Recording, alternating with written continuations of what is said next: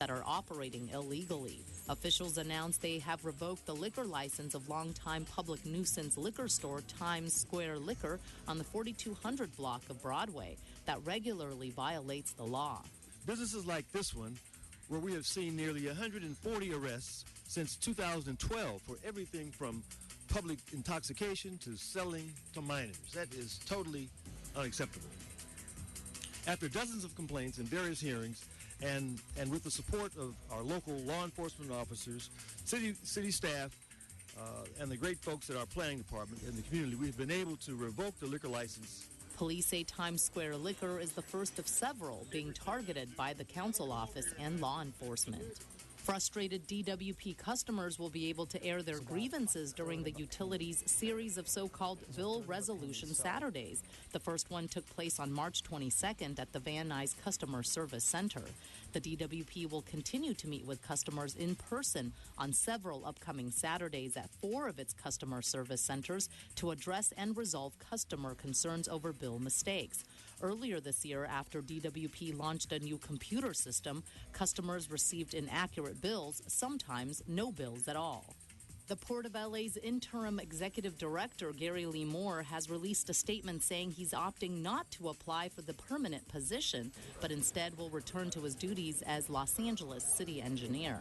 Moore has helmed the Port of Los Angeles since last November when Mayor Eric Garcetti appointed him to fill the vacancy left by former executive director Geraldine Natz. In those few months, Moore was able to help shape the port's upcoming $938 million fiscal budget. The Port of Los Angeles generates more than 830,000 regional jobs and $35 billion in annual wages and tax revenues. It's a Persian word that means new day, and now the Festival of Nowruz is ringing in the new year for Iranians in LA, and city leaders are happy to join them. Anna Marcos has more. Nothing like a little dancing to kick off Nowruz, the Persian New Year.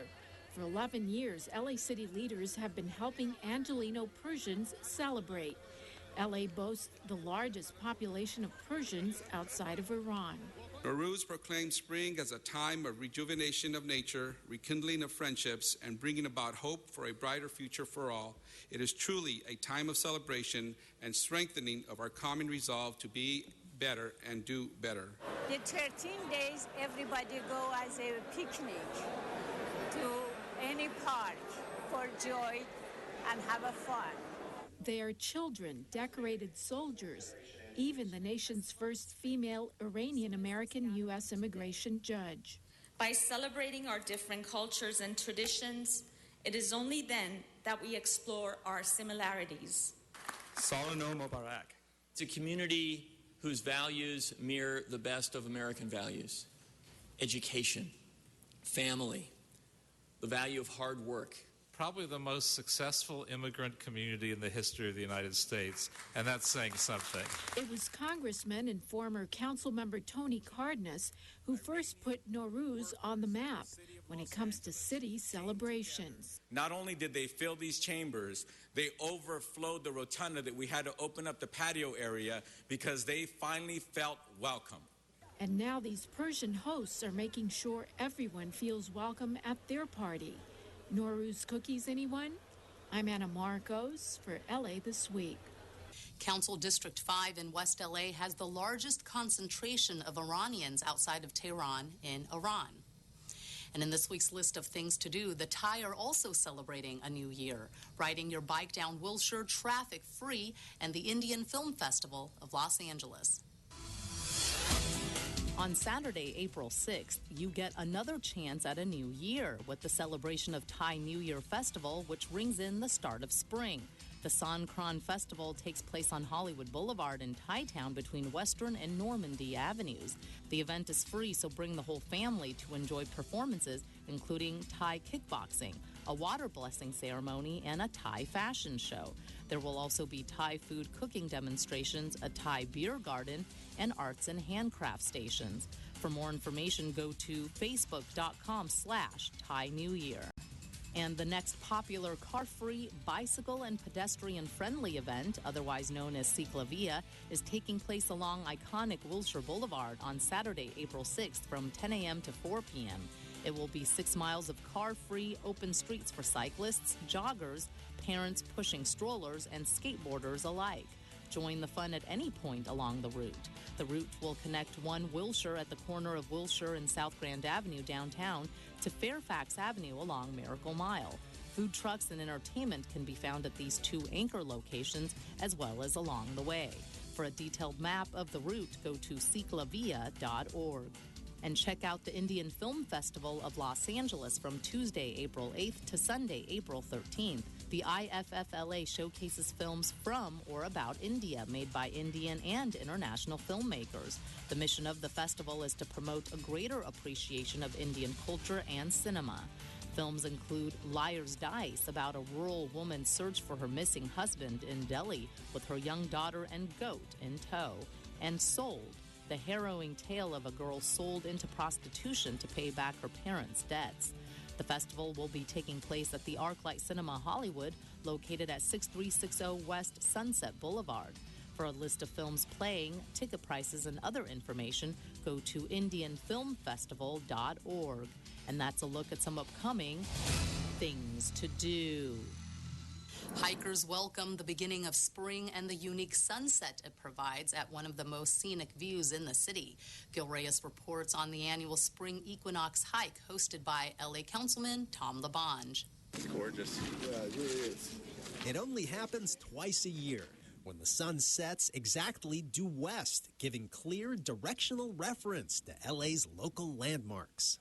This is the place to be. This is Mount Hollywood, 1,625 feet above sea level. Councilman Tom LaBonge led a group of about 20 hikers to the top of Mount Hollywood in Griffith Park for his annual Spring Equinox hike. Also known as the vernal equinox, it's one of only 2 days in the year when the sun passes directly over the equator. That means at sunset, the sun sets exactly west. From that, navigators can deduce that the Hollywood sign is northwest of this point, and the downtown LA skyline is southeast. I always love hiking, but this is just like, it's so beautiful and everything's so nice. To locate and visit other sites throughout Griffith Park, you may need a newly updated map. I want to give one to this young man right there so he could have it. But then, oh, you're very welcome, and you got to. And then also it shows all the trails that are here in the park, all the highlights of all the monuments that are in the park. And here's all the, from the zoo to the Autry to the Greek Theater to the fabulous observatory to Travel Town to the golf links to the sports fields to the hiking trails to the trains. And I said Travel Town, my favorite. For your free guide on practically everything under the sun in Griffith Park, simply contact Councilmember Tom LaBonge's office. At Griffith Park, Gil Reyes for LA This Week. For your newly updated Griffith Park map, you can email Councilman Tom LaBonge directly at tom.labonge@lacity.org.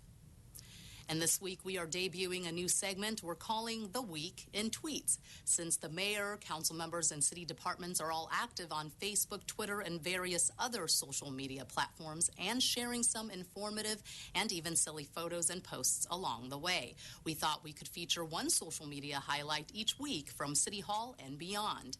And for our debut is this selfie tweeted by Councilmember Joe Buscaino that rivals or attempts to rival the one Ellen DeGeneres took at the Oscars. The councilman is seen front and center with council members Paul Koretz and Gil Cedillo and several other individuals behind him. Councilman Buscaino tweeted, taking the elevator to Public Works Committee, and in a reference to Ellen's Oscar photo temporarily shutting down Twitter due to massive online traffic, Buscaino added the hashtag, "Did we break Twitter yet?" That's going to do it for this edition. Thanks for joining us. I'm Ellen Chang. A reminder that you could catch us online at lacityview.org. You can also follow and like us on Facebook. We'll see you back here next week for more of LA This Week.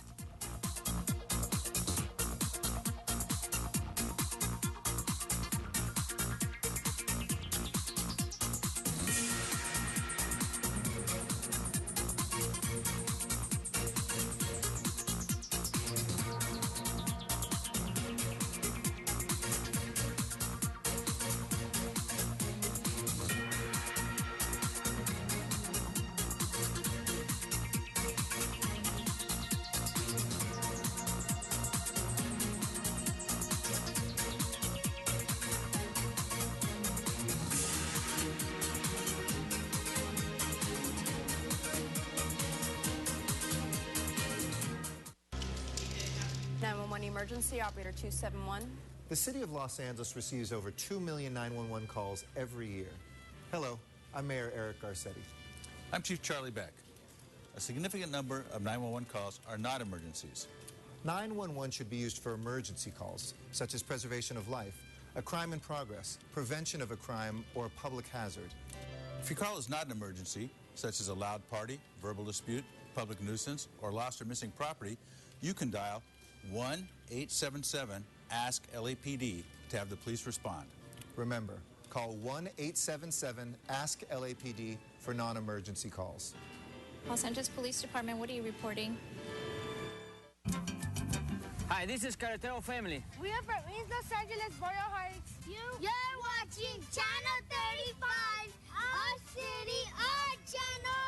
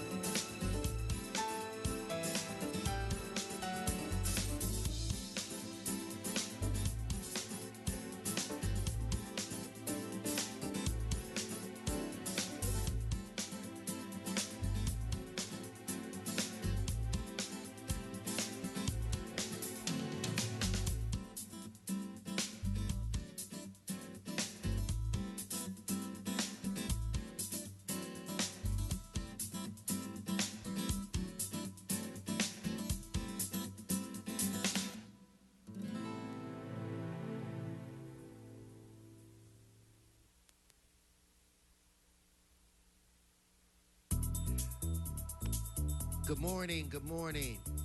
Shh. Good morning. Today is Wednesday, April 2nd. I want to welcome you to your council chambers.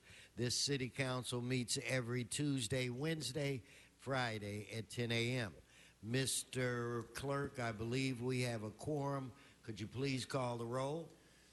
Blumenfield, Bonner, Buscaino, Cedillo, Englander, Fuentes, Huizar, Carrez, Krikorian, Labange, Martinez, O'Farrell, Parks, Price, Wesson. 10 members present and a quorum, Mr. President. Okay, let's go through today's agenda. Very good, sir. The first matter would be approval of the minutes. Okay, Mr. Fuentes moves, Carrez seconds. Next. Commendatory resolutions for approval. Mr. Blumenfield moves, Martinez second. That brings us where? Mr. President, items 1 and 2 are items noticed for public hearing. We do have cards on items 1H and 1E. Okay, why don't we hold those two items and vote on the remaining? So let's, Mr. Clerk, let's prepare to vote.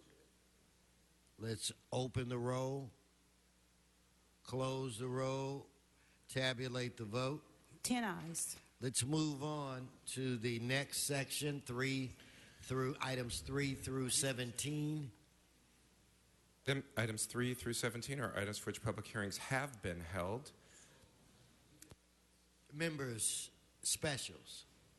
Okay, seeing none, let's prepare to vote on these. Mr. President, pardon me, there's been a request, or I'm told for items 14 and 15, there are some substitute motions that will be circulated shortly, so if we could hold those on the desk, that would be great. Okay, we'll hold those items. Let's prepare to vote on the rest. Let us open the roll, close the roll, tabulate the vote. 11 ayes. Okay, so it's my understanding that there was a request for forthwith on items 8 and 9. Very good, sir. And, Mr. President, the ordinance will go over for a second read in 1 week unless reconsidered later with 12 members. Okay, maybe we'll luck up and get 12. Okay, let's move on to the next section of items 18 through 30, I believe. Items 18 through 30 are items for which public hearings have not been held. 10 votes are required for consideration. Without objection, those items are now before this body. Mr. Huizar. Number 26 special, please. Hold 26 for Mr. Huizar. Members, no other members at this time. Do we have cards? Yes, sir, we do. We have cards on 18, 19, 26, 29, and we do have a request from Councilmember O'Farrell to hold item 28 for either an amending or substitute resolution. Okay, then that'll be the order. Let's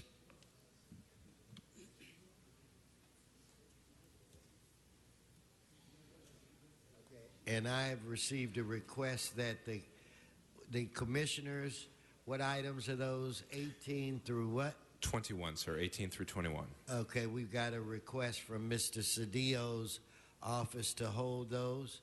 If we could open the roll, close the roll, tabulate the vote. 11 ayes. Okay. And again, the ords will go over 1 week unless reconsidered later with 12 members. I understand, and thank you for that clarification.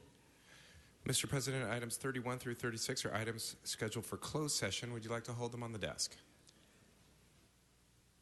At this point, why don't we hold them, and I'll have a discussion with our budget chair to see if there are any we can move quickly. So that brings us where? Mr. President, that takes council to presentations. All right. Mr. O'Farrell, would you be prepared? Okay, then the floor belongs to Mr. Mitch O'Farrell.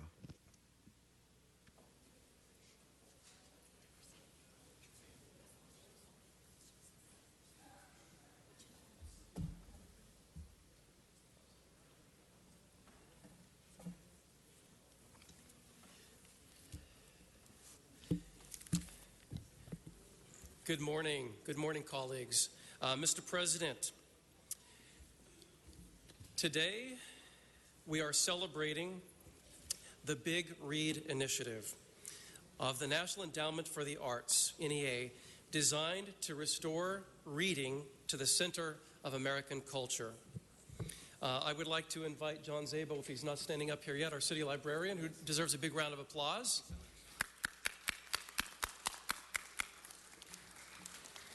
This year, as chair of the Arts, Parks, Health, Aging, and Los Angeles River Committee, I am pleased to kick off the Big Read program in Los Angeles and to encourage literacy and reading this April.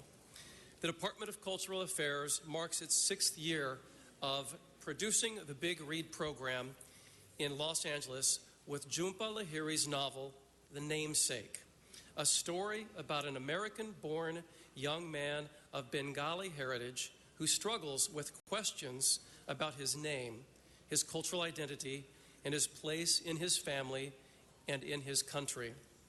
As part of this program, the Department of Cultural Affairs partners with a handful of LAUSD schools, the Los Angeles Public Library, and numerous community and cultural organizations to encourage reading and the participation in a variety of related activities, from the Harbor International Film Festival in San Pedro to a celebration of Indian art and culture at the Madrid Theater in Canoga Park. In addition, here with us today, we have participating students from Lincoln High and Frederick Douglass Academy High School. I don't know if they're here yet or not. I think they were en route. They're in Council Districts 1 and Council Districts 10. Let's recognize these students regardless and give them a round of applause for their commitment to lifelong reading.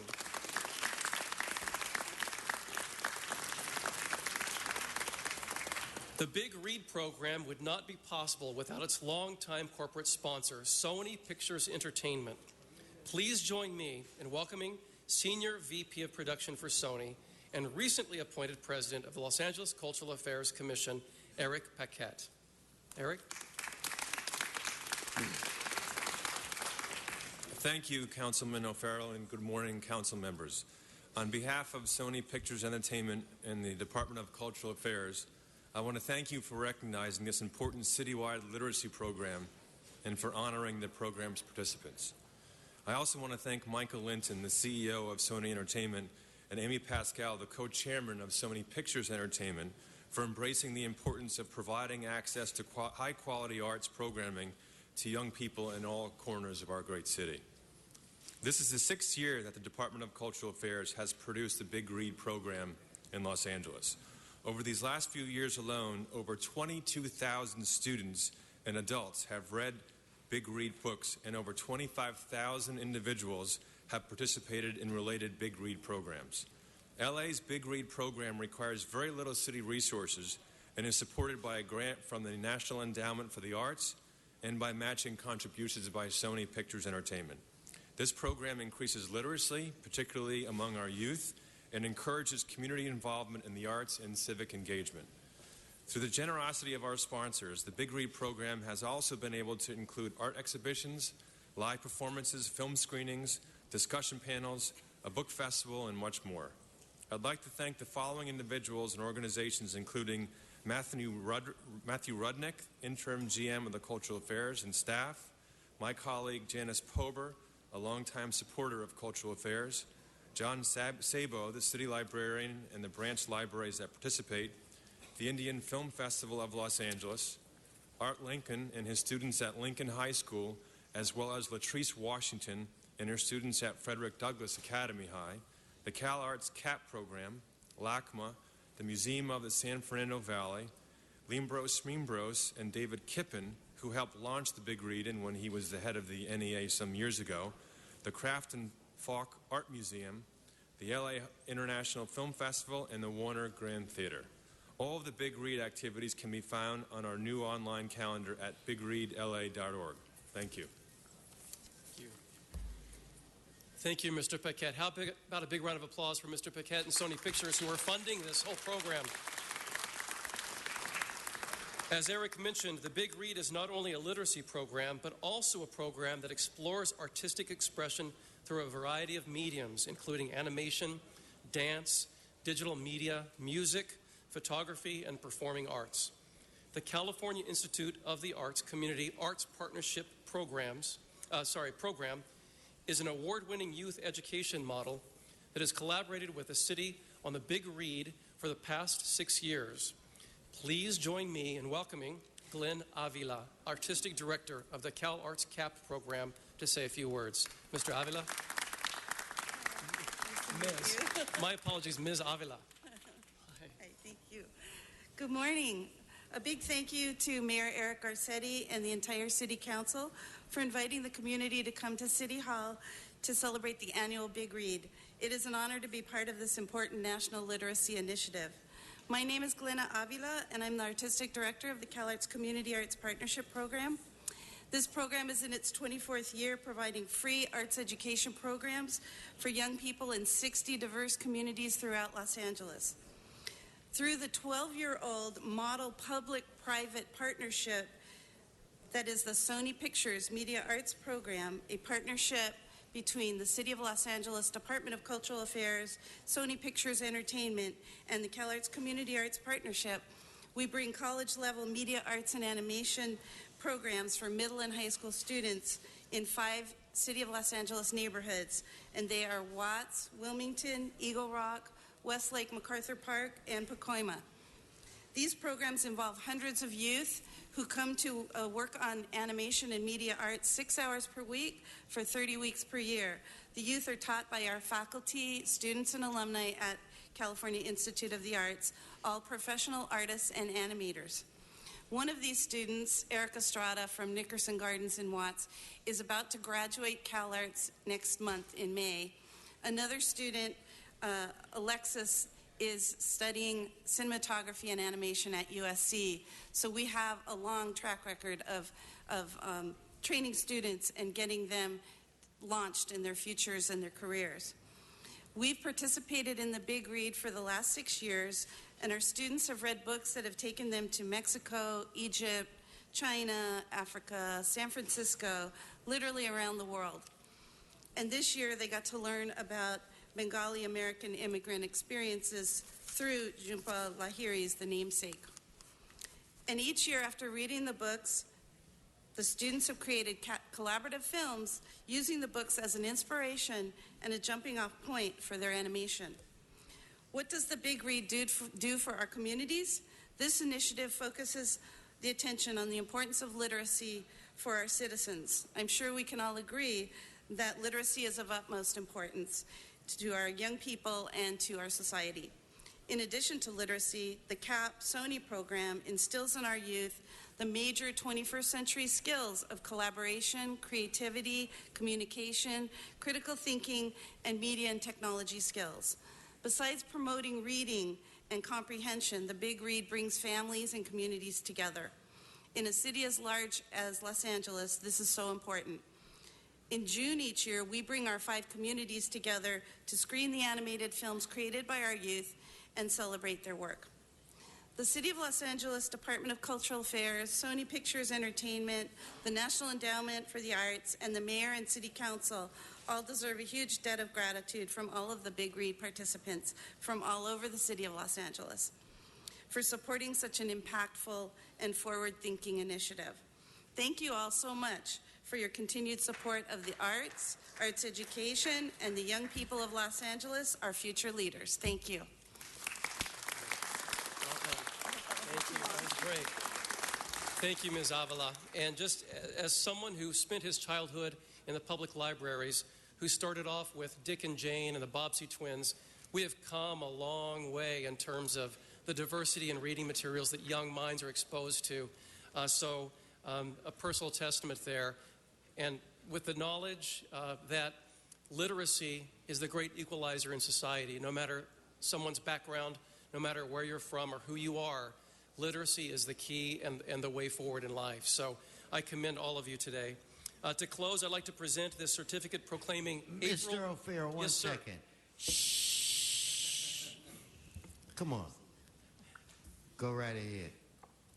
I learned that from being in the library. There you go. I would like to present the certificate proclaiming April 2014 as Big Read Literacy Month in the City of Los Angeles. To all the participants gathered here today, please join me outside for a group photo. But first, a picture here. There you go. Come on up.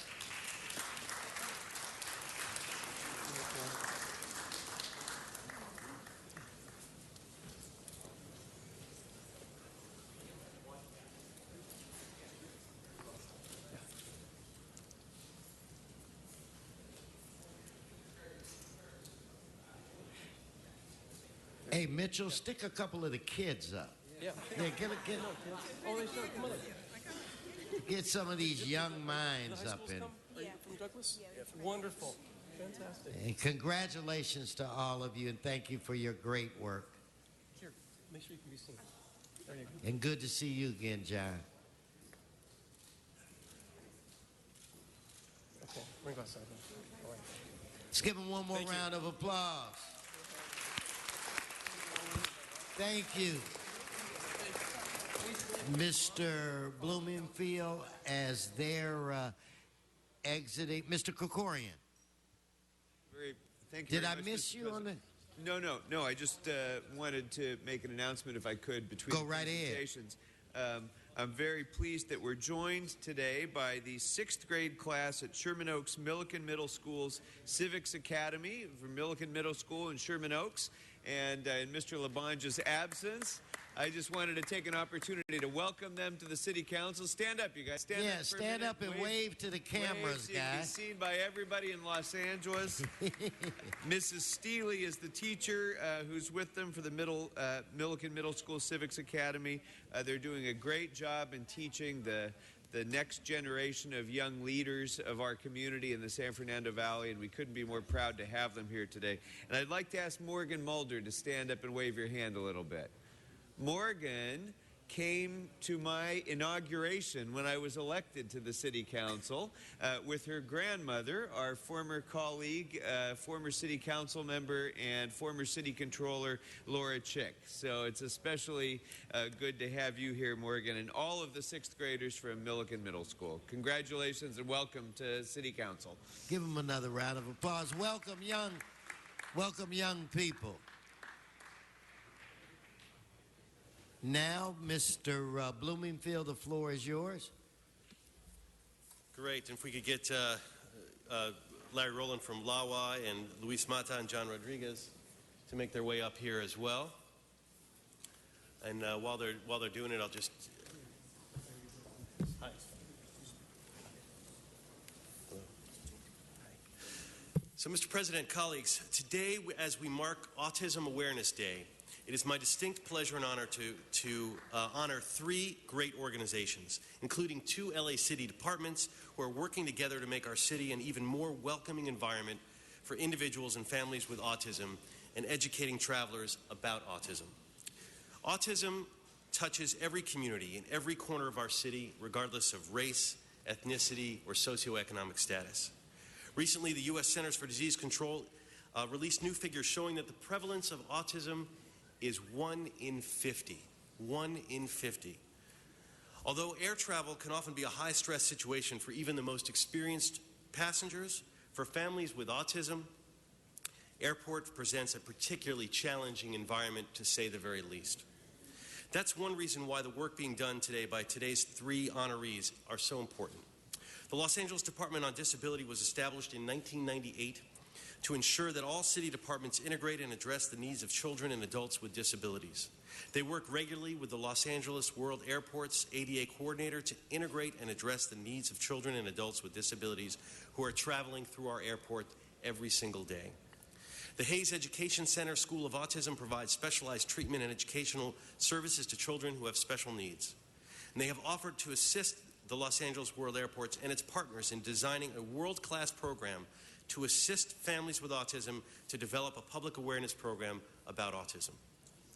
Now, faculty members have graciously volunteered their time to provide autism awareness training at LAWA, airlines, TSA, Customs, Border Protection, concessionaire employees at LAX, LA Ontario airports. Together, the Department of Disability, LAWA, and Haynes International Center School of Autism are developing initiatives that will ensure that each and every of the nearly 70 million travelers that LAWA serves finds their needs are adequately met and gets safely to their destination. So I want to congratulate the honorees today and express my sincere gratitude on behalf of the city. First, I want my colleague, Mr. Bonin, to say a few words, and then we'll have a few words from our honorees, and then we'll present some certificates. Mr. Bonin. I want to thank Mr. Blumenfield, colleagues, for putting this together today. It's such an important thing to be doing. And I wanted to rise and say a few words in particular about the work Los Angeles World Airports is doing. It's important that we celebrate the things that our city departments do right, and there are times I spend a lot of time celebrating what LAWA does, and there's times I spend a lot of time not particularly celebrating what LAWA does. This is one of the times to celebrate. You know, as you might expect, imagine how trying and frightening it might be, how reluctant a family with autism might be to bring a young child with autism to a bustling airport that has tens of thousands of passengers. Imagine how frightening that be. That is where LAWA and its partnership with the Leroy Haynes Center comes in. The office, which is run by the ADA coordinator, Larry Rowland. Larry, come on up here for a second. Often receives inquiries from families who are wanting to travel with their loved ones with autism. And working with the Leroy Haynes Center, this office provides these families with special services to make sure that everyone feels welcome at the airport. They do more than just assist LAWA with special requests. They're also helping LAWA and its partners design a world-class program to improve public awareness about autism and how we can better engage those who live with it. I often say that LAX needs to be a world-class airport and a first-class neighbor. By working with the Leroy Haynes Center and making special accommodations to ensure those with autism feel comfortable flying, LAWA is acting like a world-class neighbor, and they're doing it with a lot of class. So I just wanted to particularly thank LAWA for that, and thank Mr. Blumenfield for bringing everybody forth for today's acknowledgement. Thank you. And Larry, would you like to say a few words? Mr. President, council members, Councilman Blumenfield, Councilman Bonin, thank you very much for the recognition on behalf of the airport. Autism is a significant issue that's affecting air travel. A lot of families have told us they don't travel because they're fearful of what to do. Also, families tell us that they're concerned about what others will think. So the airport is working with Leroy Haynes School and other partners, which includes the airlines, in developing a program that will help ease the concerns of people with disabilities, to wit autism, and also in educating the public and in awareness about the autistic problems that exist. Thank you very much to all of you. Thank you, Larry. And Luis or John, would you like to say a few words? So go ahead and start. On behalf of the Department on Disability and our Executive Director, Stephen Simon, I want to thank the Council and specifically Councilman Blumenfeld for the certificate. It's always an honor to be on the forefront of establishing a service that our community needs. And by partnering with LAWA, the Los Angeles World Airport, and the Center on Autism, and specifically we partnered with Larry Rowland to support him and his idea of establishing this program. We certainly feel honored and always want to be on the forefront of establishing these types of services for our community, not only our community, but world travelers that come through our airport.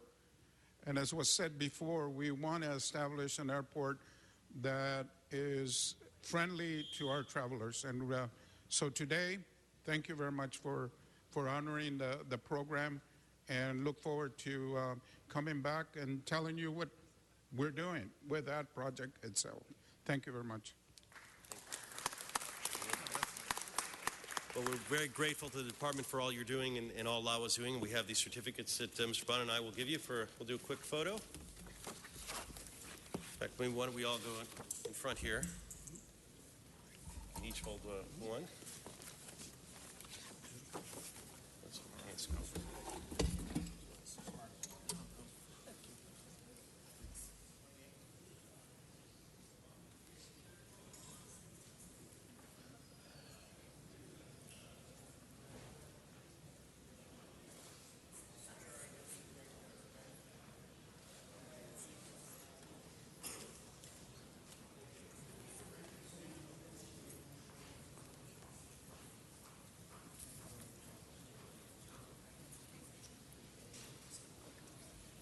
give him one more round of applause. Thank you, Mr. Bloomingfield. Thank you very much. Mr. Clerk, we have some ordinances. Why don't we vote on reconsideration of those ordinances, and then we will vote on them as a body because we have 12 members. Very good. So what ordinances? Those would be items 4, 22, 23, and 24. Okay, members, we're going to vote on reconsideration of those items. Let us open the roll, close the roll, tabulate the vote. 13 ayes. Okay, now let's actually vote on the ordinances. Let's open the roll, close the roll, tabulate the vote. 13 ayes.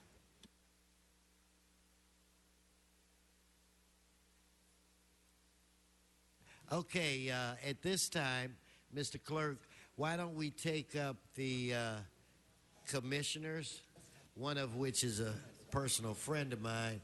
Those are items 18. Why don't you, let's bring them all up at one time. Those would be items 18 through 21. The first two, 18 and 19, are appointments to the Affordable Housing Commission.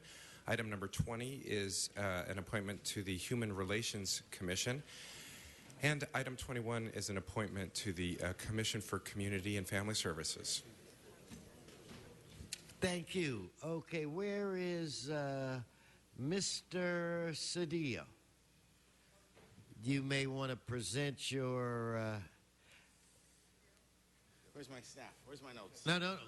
Mr. Cedillo? Yes, sir. I'm working my way over there, but I'm, I don't want to have a Labange flashback. So we'll let Mr. Cedillo...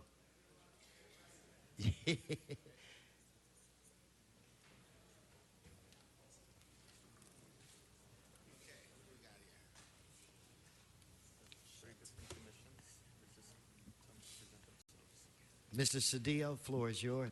Thank you. Mr. President, we have 3 commissioners today. They went straight through committee. They're here on the floor, and so we want to take a minute for them to present themselves.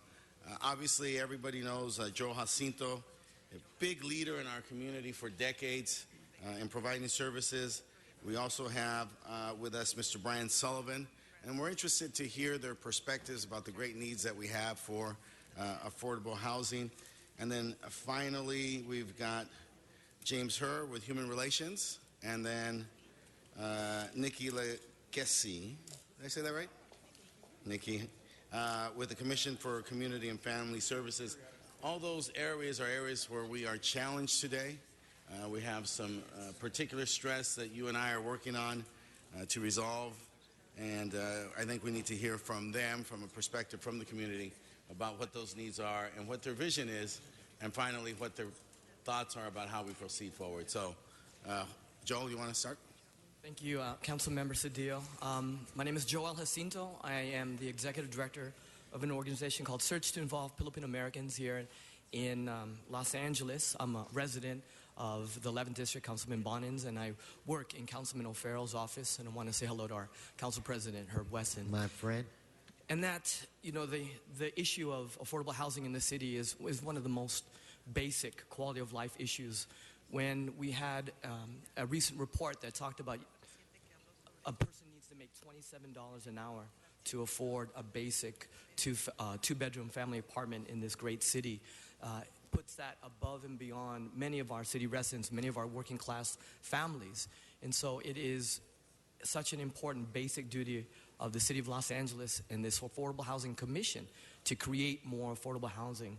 And my organization, SIPA, has developed almost 100 units of housing, and we continue to do more as a housing developer, and I'm committed to working with our colleagues to create policies that widen, that deepen the housing trust, that make it more affordable, that give the opportunity for more community housing development organizations, CHODOs, to do great work. So I look forward to serving this great city in this capacity. My name is Brian Sullivan. I've been a volunteer and officer and director of a housing tenants rights group for the past 10 years, and have been active in a grassroots, boots on the ground, fighting for habitable housing in the city. There's many buildings and apartments that are illegal units that don't come close to complying with the city ordinances on habitability, and at my group, we take an aggressive stance on that and bring court actions to correct those deficiencies in housing and increase the quality of housing, as well as defend those who are being wrongfully evicted from affordable housing units. So I look forward to continuing that fight at a policy level instead of a grassroots level, and working with the City Council, the Mayor's Office, and my other colleagues on the Affordable Housing Commission. Thank you. Nikki, good to see you. Good morning. Thank you. My name is Nikki Legessa. It's an honor and a privilege to be nominated to serve as a member of the commission named Board of Community and Family Services. I would like to thank the Mayor, Mayor Eric Garcetti, Council President Wesson, members of the Council, and the staff and family and friends that are here. As the eldest daughter of a family of 11 kids, I learned about family and community early on in life. Family and community have been important to me throughout my life. Working with the 2010 census, and later on being a member of the Pico Neighborhood Council, one of the most diverse area in the city of Los Angeles for the past 3 years, has given me insight about needs, concerns, and interests of communities. Families and communities everywhere are concerned about their quality of life. I'm willing to learn and serve and give back to this great city what has been given to me and my family.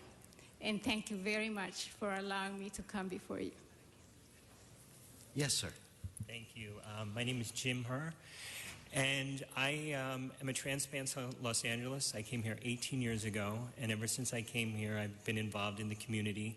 It was a goal of mine when I came here that if I wanted to make Los Angeles my home, that's what I would have to do. And I've been fortunate that I've had a career that has let me do that. I worked at Sony Pictures alongside Janice Pober, who you just saw a few minutes ago. I led the Boeing Company's community relations outreach here in Southern California for 5 years. I'm currently a program officer at the California Community Foundation. I serve on the board of Liberty Hill, and also I'm the vice chair of the Southern California Leadership Network. These opportunities have taken me everywhere throughout this great city, and I've met so many people, so many organizations. And one of the things, as has been mentioned already, there's a great diversity here, and it would be easy for that diversity to divide us, but it's up to us as the leaders of this community to make sure that that diversity strengthens our community. And to have this opportunity through the Human Relations Commission to impact that is truly a privilege and an honor that I take very seriously and I'm very grateful for.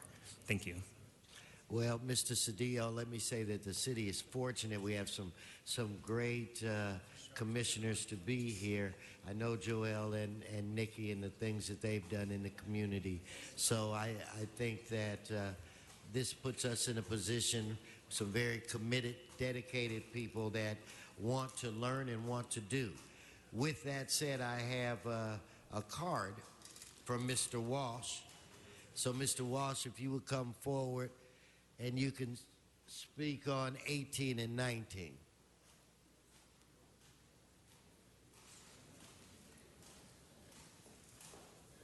John Walsh, blogging at Hollywood Highlands, HIGHLANDS.org, or at J. Walsh Confidential, or join us at Hollywood Dems tweeting.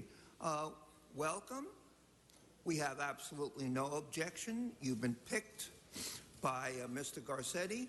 Now, previously, when Mr. Villaraigosa was up here, I did say something about one of these nominees, and later he was arrested and convicted of kiddie porn.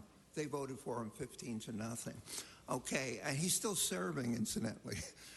As far as these people up here are concerned, I think they're good picks, and I hope you'll do a good job. Of course, affordable housing doesn't exist here. It's like dinosaur collection. We had some on the Bradley, but we have none. And I want to invite all of you tomorrow to come here when Bill Clinton and Garcetti take over City Council. HollywoodHighlands.org. All right, let's prepare to. No, in fact, Mr. Cedillo, to close. Yes, obviously you've seen the talent. We waived them through committee, but they're here for us to move. Incredible talent, Mr. President, during a time of crisis. Their leadership, their vision, and their efforts are much needed, and so I would urge my colleagues, for all of us to take a unanimous vote in confirmation of all 4 candidates. Okay, let's see if we can follow your urging here.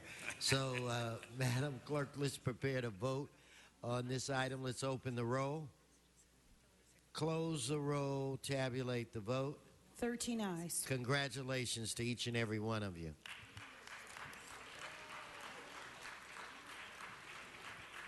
Mr. Clerk, we need to vote for reconsideration on item 1D. So if we could prepare members to vote on. Mr. O'Farrell, I missed you. Yes. Just very briefly, I was out of the chamber for item 4, and I would like it to move forthwith, please. Item 4, forthwith, per Mr. O'Farrell's request. Thank you, sir. So let's vote on reconsideration of item 1D. Let's open the roll, close the roll, tabulate the vote. 13 ayes. Okay, and the request is, Mr. Clerk, that be continued for 2 weeks, and that would bring us where?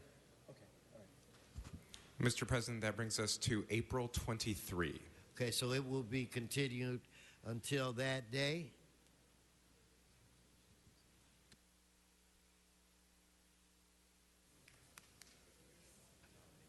Without objection, that'll be the order.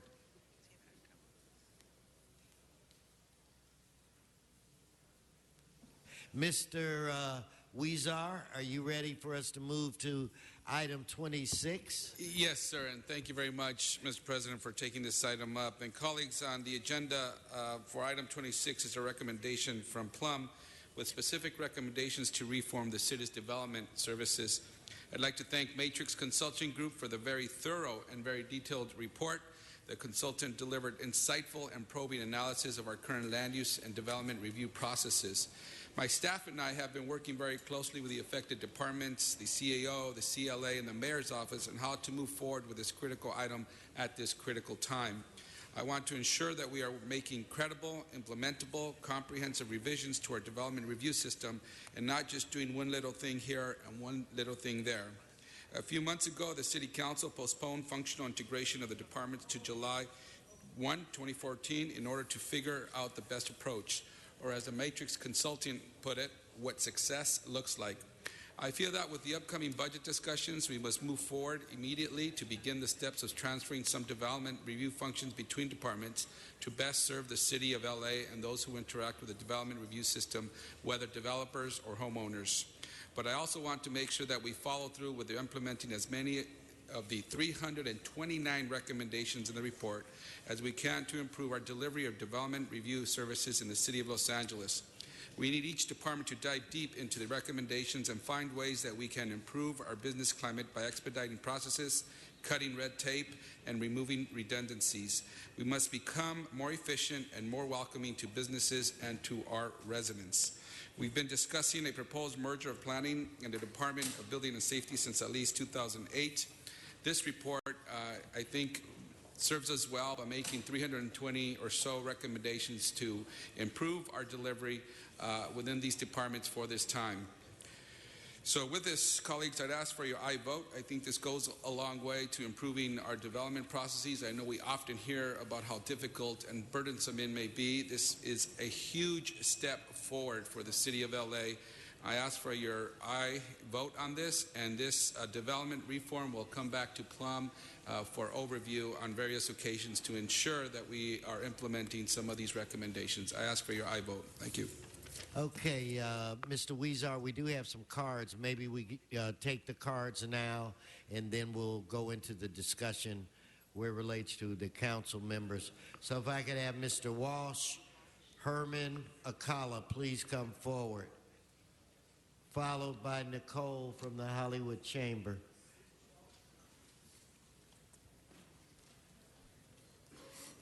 John Walsh, blogging at HollywoodHighlands.org, J. Walsh Confidential, and tweeting at Hollywood Dems. There's a lot of gobbledygook here, but I'm speaking to you might not be able to see my face, but I'm speaking to everyone out there who's subject to review when it concerns how your property will be classified. What this says, when you boil it down, is that zoning, there is a transition plan to shift zoning compliance to DCP. That means to planning. That's the last thing you want if you own property here, because planning is in the hands of the developers. Do you understand? There's a plot here. The only reason I'm here is because my great-grandfather thought there was a plot in Hungary to kill all the Jews, and he got his ass out of Europe. And I'm telling you, that's why I'm here. 6 million stayed in Europe, and they're dead. And I'm telling you, there's a plot here. And the plot here is to have planning in charge of zoning. This is like having the wolf in charge of the chicken coop. That's what's happening here. They're not going to discuss it. And you can tell inverse ratio. The amount they speak on something, that's how unimportant it is. The less they speak on something, that's more important. The people in planning are in the hands of the developers. And if there's anybody out there smug enough to think they're not going to take my property, I'm telling you, I can come up and show you how they're going to take your property. This city is out of control. Tomorrow, join us as Bill Clinton stands up there with Garcetti, and none of you were invited. Stay on the subject. HollywoodHighlands.org. Planning is a rape. Planning is raping. Mr. Herman, Mr. Akala. Fellow Angelenos, zoning compliance review. Again, another crippling idea by this city. Turn to John Walsh, HollywoodHighland.org. And on top note, think of all these illegal, predatory liens that you place on people's properties. Agencies such as Plum. What do we got? Officer, what do we have back here? Some little disturbance? Speak to the item and into the microphone. I'm going to hold my time of 1 minute. But keep in mind what they're bamboozling all of us to do. Bad extortion. 1 minute. Mr. Akala.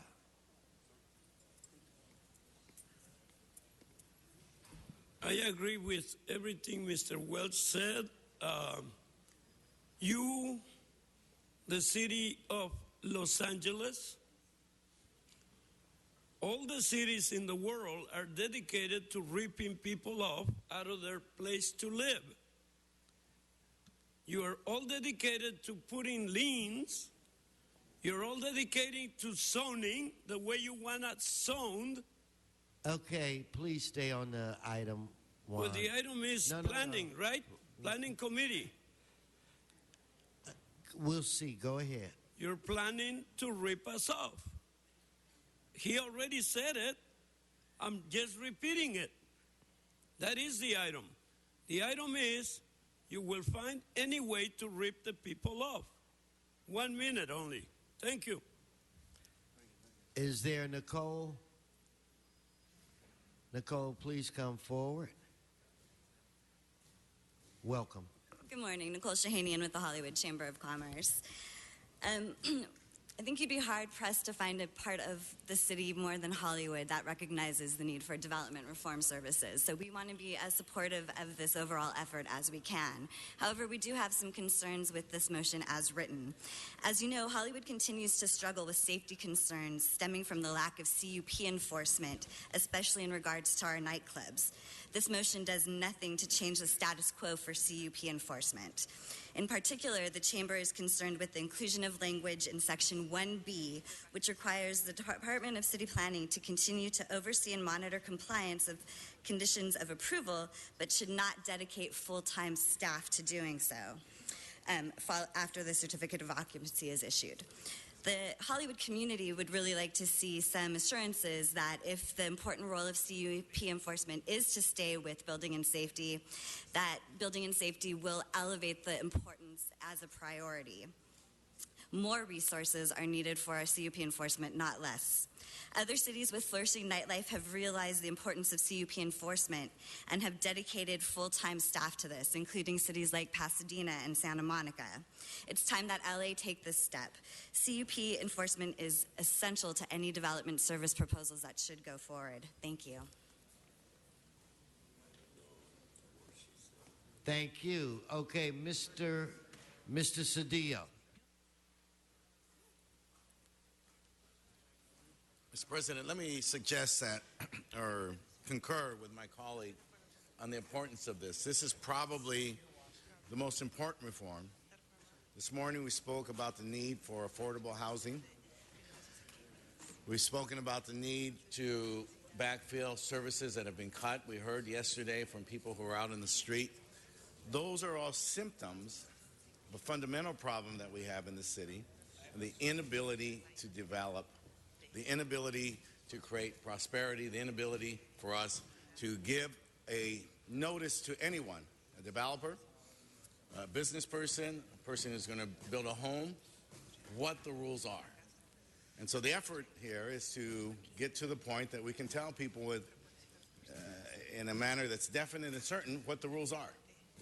Once we do that, then we can begin to address the fundamental problem and alleviate the impact and some of the other significant but tangential problems that occur. In that process, let me suggest also that it's important for us to include the workforce and those who are engaged in that and their collective bargaining units. And so, Mr. Chairman, when I heard you talk about all the people who are involved in the conversation, I didn't hear that they were involved. And I think it's important. My experience in working, Mr. President, you'll recall at the county, is that we at our level can make a lot of agreements and have a lot of understanding. But unless we engage the workforce, make this a organic process, engage the community, make this a thorough process, we won't be successful. And as you said, Mr. Chairman, and I agree with you, this is perhaps the most important activity that we're going to move forward on. That this room isn't more packed is amazing, because what it tells us is that people aren't focused on the fundamental problem, and we're dealing with the symptoms. But once we address this, I say to you that we will be in a position to solve many of the other problems that plague the city. I thank you for your leadership on this. Mr. O'Farrell. Thank you, Mr. President. I also want to commend our colleague Jose Huizar for your leadership on this incredible piece of work here with 329 recommendations that'll be whittled down to a real workable set of reforms. And I very eagerly await what that's going to look like. But I also have some questions. Do we have CLA, CAO planning here? Okay, consultant. Great.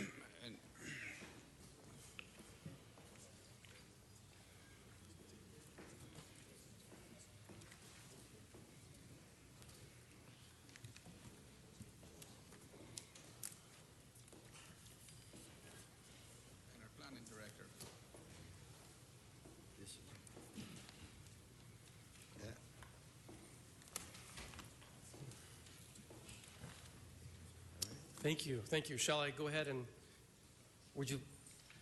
Yeah, thank you. So in relation to development services reform and Build LA and the status, what is the status with the RFP? I know that another one is out. I know that the last one there were no proposals brought forward. What is the status of the current RFP for Build LA? Jason Klein, Office of the City Administrative Officer. The city has already received responses to the RFP, and they're in the process of evaluating the responses.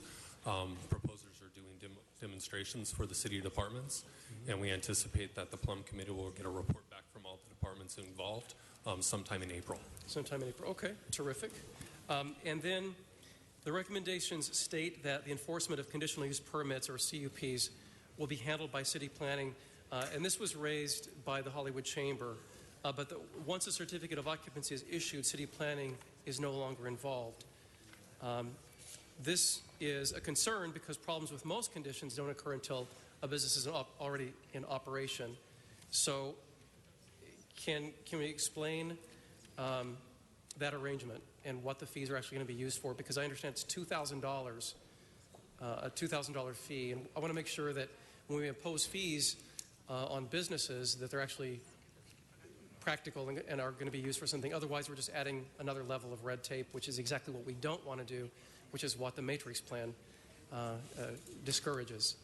So if you could address that. Gary Golitz, Matrix Consulting Group. I think the recommendation recognizes that both DCP and DBS have a role in enforcement of conditions as it regards CUPs. We do not envision that the role of DCP will end at certificate of occupancy. If DBS has a continuing problem with adherence to conditions by a business, they need to bring that back to DCP for revocation. I think the intent is that both parties need to have a role in continuing enforcement of conditions.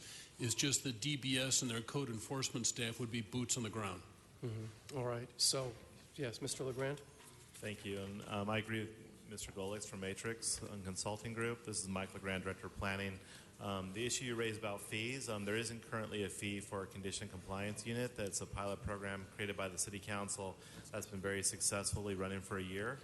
The fee that people are referring to is a fee for the clearance of conditions on zoning administrator cases. So for the staff work that goes into, based out of our fee study done a number of years ago, where we go through one by one the conditions of approval, sometimes as numerous as 40 for certain schools or other conditional uses, to make sure that they're in compliance prior to them getting their C of O or their clearance or their building permits. In terms of the condition compliance unit, we plan on working with Building and Safety to enhance that service, to really create a balance between businesses opening and the communities that sometimes are impacted by those businesses. Things like hours of operation, loitering, parking, excessive noise. One of the things that we're doing, this is really a new program to proactively monitor rather than be reactive and wait for someone to complain about a business, but work with those businesses to understand the conditions, to comply with them. And the motion recently introduced by Councilman Bonin will be reporting back on that and how to grow that program to do more things. But I do feel that the direction that this report takes, the way it's written, can accomplish both, to actually look for a cost recoverable way to do more in terms of enforcement. And for those bad actors that we don't get to a point of complying, then we can turn them over to code enforcement and in the worst case, revocations. But in many cases, we hope to get compliance through other means and actually reward the good operators. So when they come back before this council, we can look at the good operators. Thank you. All right. I'm going to have one more request, but should I push No, the button just again? go and ask All it right. now. Let's wrap it. Ask for it now. All right. I would like to. It calls for a series of one-stop centers across the city, and Hollywood, that is such a hotbed of activity right now, as everyone knows, is not one of the locations that's going to be reported on by the CLA and CO in terms of analyzing the feasibility. I would ask Mr. Huizar if you would accept a friendly amendment to add that to be analyzed to the list. Yes, and we could add that as a friendly amendment. We're getting a report back to Plum, I think in either 30 or 60 days. So at that time, hopefully we could have that analyzed at that time. That'd be terrific. And, get a And I report would back. recommend 6501 Fountain, which is already the Hollywood Civic Center that serves especially Council Districts 4, 5, and 13 for Hollywood-related development. Thank you. Mr. Huizar to close. Great. Thank you very much. And thank you, Mr. President. Thank you, all of you who've worked on this. Mr. Cedillo, you said it correctly in that this is one of the most important things we can do. These development processes they have before us hits at the core of our economy in the city of Los Angeles, whether we will continue to hinder development or not. And we have had several meetings in Plum where we did have a number of other interested stakeholders give their input. But the discussion at that time was more on whether we should combine the Building and Safety Department with Planning Department. Thankfully now I think we have a path that would keep the departments separately, but will also make recommendations on improving the overall way we develop here in our city. Now, Mr. O'Farrell, you hit on a couple of great points, and that as we move forward with this, the realignment of our department's functions, we also have Build LA that will provide us a web portal to improve our delivery of services. It's a very important thing that Plum is overseeing as well, in conjunction with the Planning Department's review of our zoning code, which we haven't reviewed since the 1940s, and so we're also tracking that as well in terms of what the planning department is doing there. So we have a number of things moving right now that will hopefully overall improve our development procedures in the city of LA.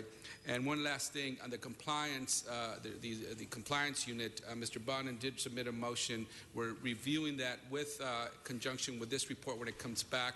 We have a report back coming back to Plum, so we'll take that at that time, and I think hopefully answer some of the questions you raised, Mr. O'Farrell.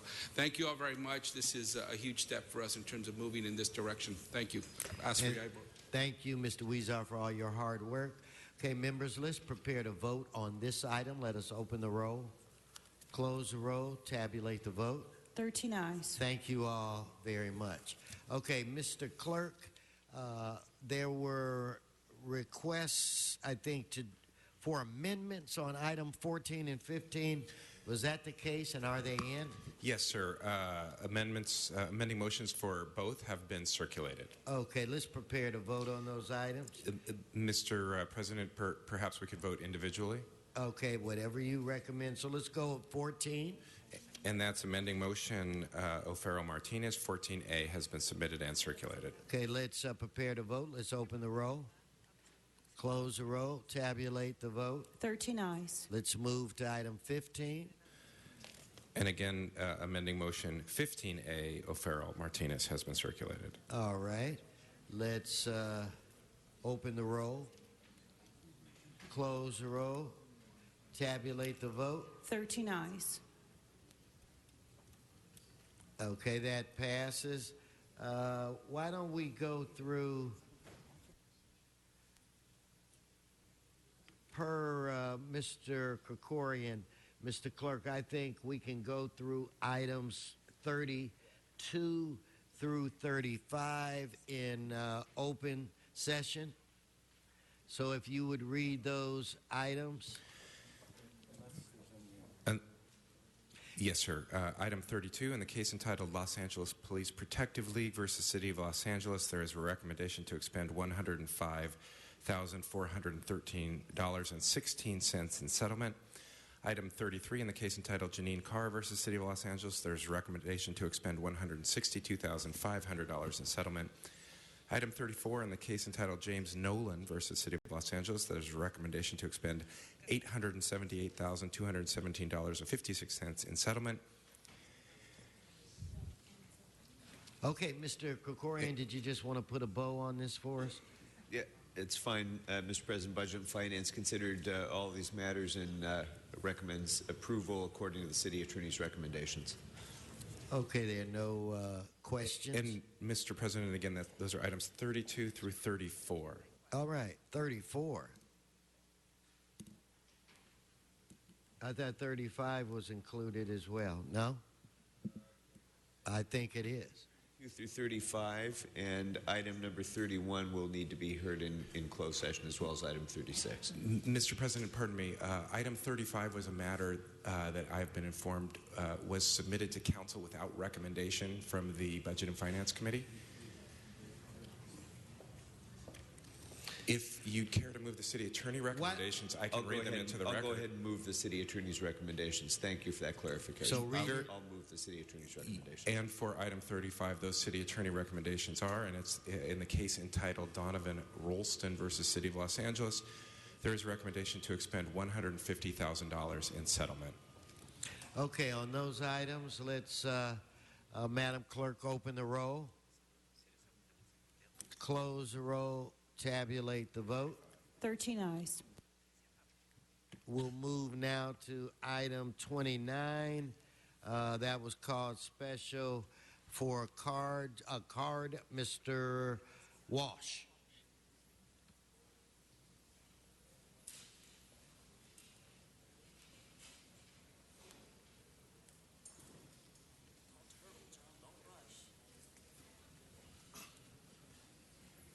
John Walsh, blogging as usual at HollywoodHighlands.org, tweeting at HollywoodDems. Again, I finally found out how many outstanding rewards you have. 311 over the past 10 years. Only one of them has anyone ever collected on. It's a waste of time. As you've seen my sweatshirt that I bought for $25 on Hollywood Boulevard with the bloody straight razor, snitches get stitches. Now, I don't know who killed Dehan Ward, but if anybody tries to collect this reward, remember the gangs rule, not the LAPD on the street, the gangs rule. That person will be murdered. You know that. Parks knows that. Every minority person knows that. You white people don't go into those neighborhoods. I worked there for a quarter of a century in those neighborhoods for LAUSD. I'm telling you right now that you are wasting the time. You had a judge get up here and almost cry asking for someone to, his grandson was hit and run. Nobody's going to collect a reward because the minute you hand out a reward, the gangs have people who work here at the city. That name and address will go to the gangsters, and they will be killed on the street. They will be executed on the street. That is the city of Los Angeles. It's not that way in other cities. It's not that way in Chicago. Remember, in L.A., and don't come here, the gangs rule. The gangs rule on Hollywood Boulevard. They're using it as a shooting gallery. They rule here at City Council. I'm telling you right now, and this is an award for $50,000. I can tell you, you could make it $18 million, and no one's going to rat out the gangs. HollywoodHighlands.org. See you tomorrow with Bill Clinton. Thank you. Okay, let us prepare to vote on that item. Let's open the roll, close the roll, tabulate the vote. 13 ayes. We're going to go to item 28. Mr. O'Farrell, we're going to go to item 28. We do have some cards. I didn't know if you wanted to speak, set things up, or wait till after the cards. Okay. And, Mr. President, for clarification, there is a substitute resolution, O'Farrell-Wesson, that has been circulated for this matter.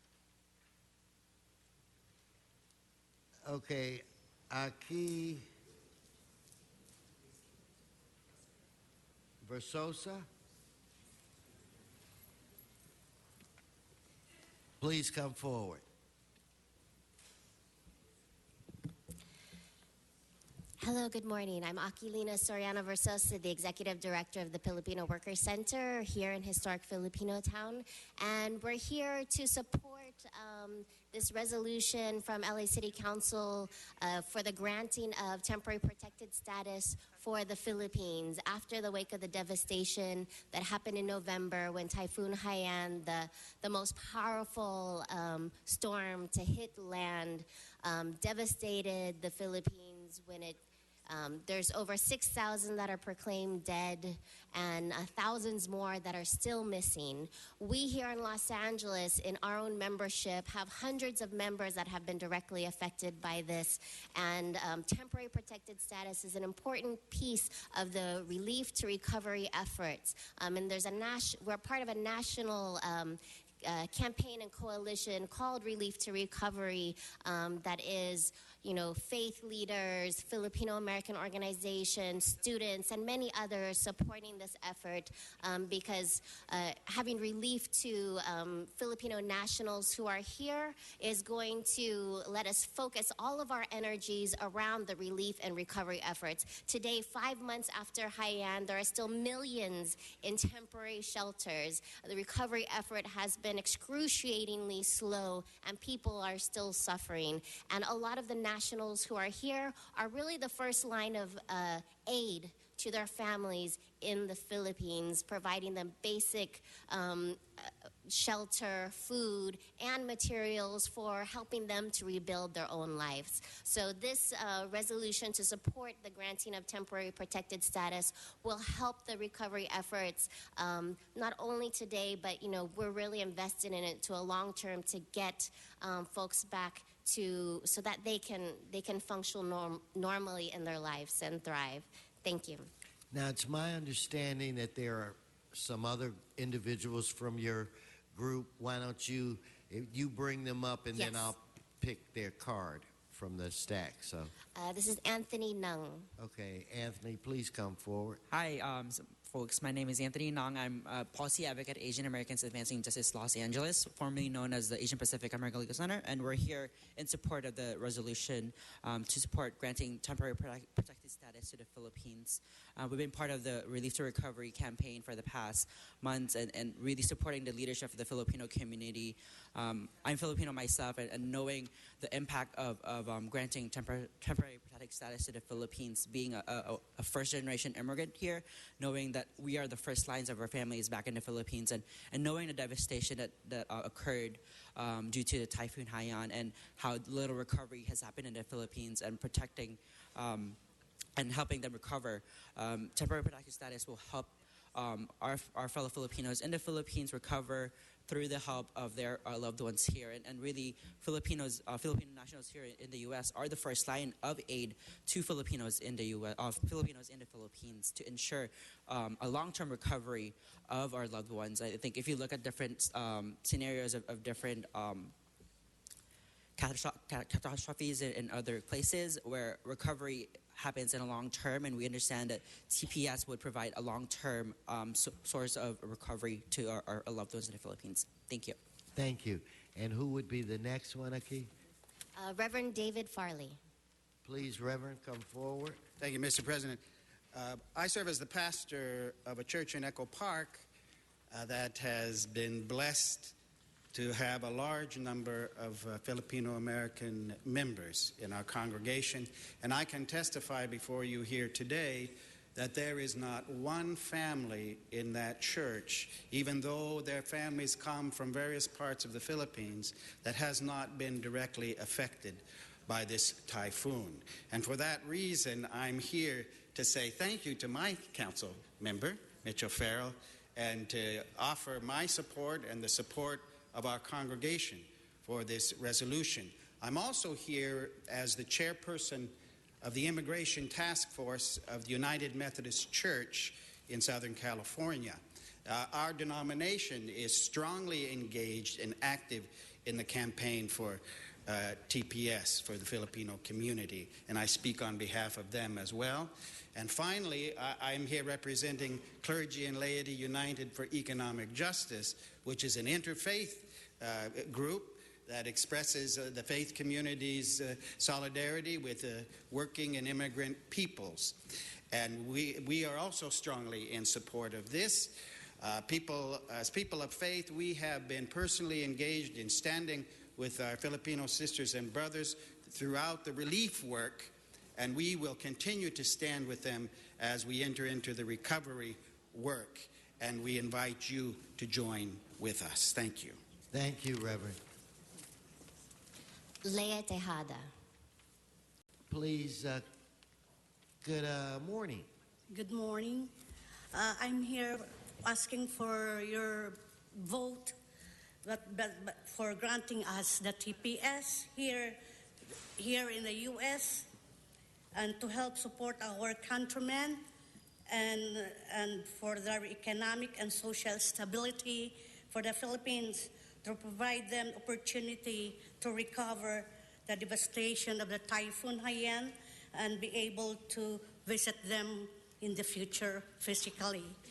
So we are asking for your vote for the TPS, please. Thank you. Okay. And is there another? Last one is Lou Pablo. And Leah also is directly affected. Her family has been directly affected in the Philippines. And this is Lou. She's also just going to give a final testimony about her personal story. Fine. Lou, please come forward, Ms. Pablo. Good morning, everyone. Thank you for giving us this opportunity to hear our voices. Oh, I'm sorry. I don't want to be sentimental. Well, we are here to asking your support for the TPS because we are affected very much with the typhoon that killed thousands of people, and some of them are relatives and we are affected, we are helping them. So we ask you to support us for the TPS so that we can support more our fellow men, not only our relatives, but to all of them, because I know everybody is in need. They need our support. So we will be very happy and grateful if you will grant us for our plea. God bless us all. No, God bless you. Thank you. Thank you all. Mr. Herman and Mr. Akala.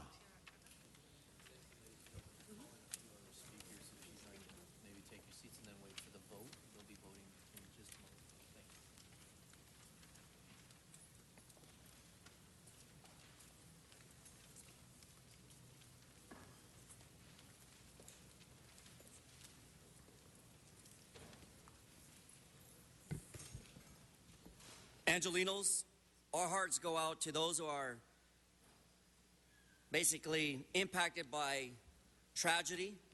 However, my point on this of granting temporary protected status should be for all who are here visiting this country, the great country of America, Mr. Clinton. A country that has always been there for anyone in assistance, seeking assistance from any social and economic crisis. The crisis in Los Angeles affects us all with homelessness and people who are without means. So, will the federal legislative program support this legislation? Will this administrative action grant protected status on a temporary basis to all who are here without their appropriate visas or extended visas, nationals, to prevent their deportation from their countries that are devastated by crime, devastated by natural causes? Cesar Chavez said, "Si se puedes, si se puedes, sí se puede para todos tener el mismo equalities. Equalities, gentlemen of this horseshoe. So again, keep in mind, the deportation of those who are here, illegally or not, is not the question.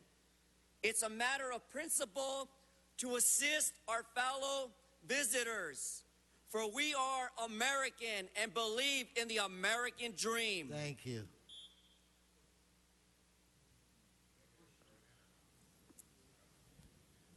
I am not American.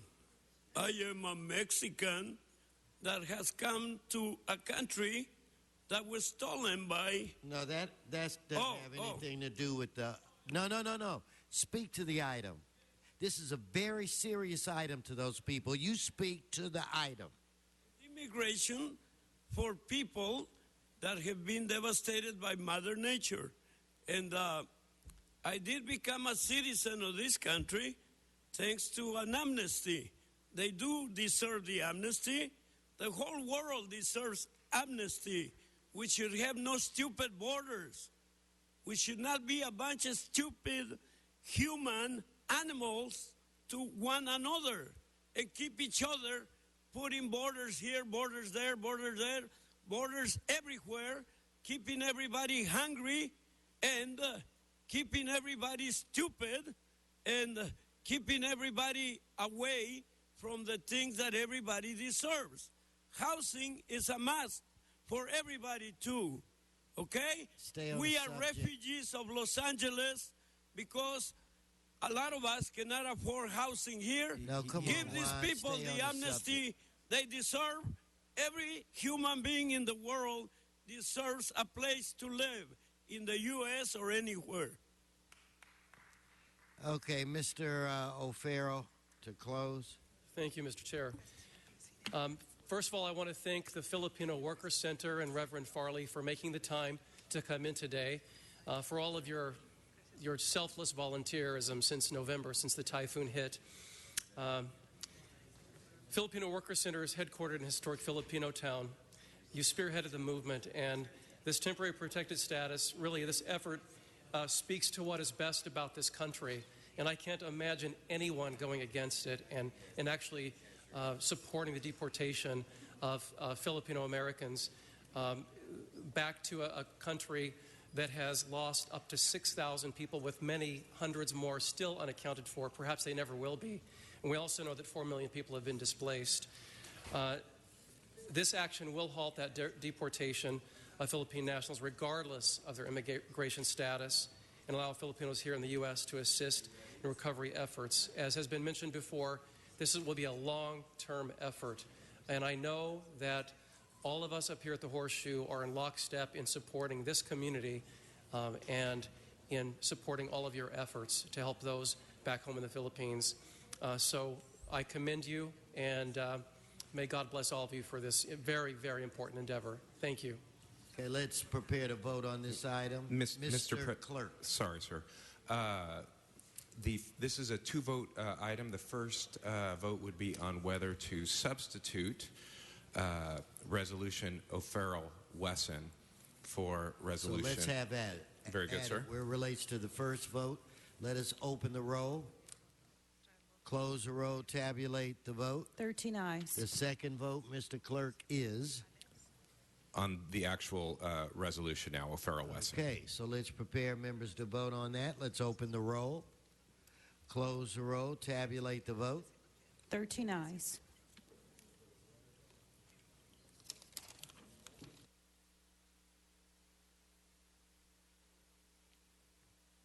Okay, let's move to item 1. Fernando Gutierrez and Ruben Bierman or something. So please come forward. And we do have translation. You just speak. Ok, yo vivo en esta. Ok. Sí, está bien. Es que yo vivo en esta dirección, en la 13074 Chinley, en Silmar. I live at 13074 Chinley in Silmar, and I received a notice. Y me mandaron unos papeles que me quieren poner un link porque me los mandaron en inglés y yo no hablo inglés. I received notification regarding a lien that's going to be placed on my house, but they were sent to me in English, and I do not speak English. Pues si debo dinero voy a pagar, no me estoy negando, pero no está bien que me manden en inglés porque no entiendo yo. If I owe money, I'm not refusing to pay the monies, but it's not correct that the letter is sent to me in English because I do not understand it. Okay, es todo. That's all. Thank you.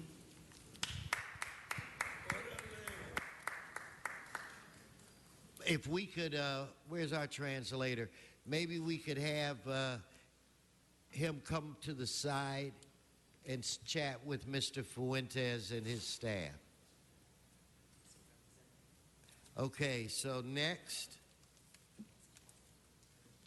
Ruben? Yes, Ruben Baruman. Yes, sir.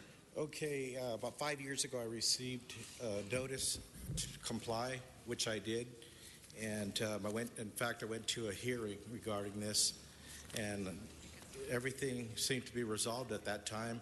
And again, 5 years later, I'm here, and I believe they would like to put a lien on my property, which I believe that it's not fair, because I did in fact comply.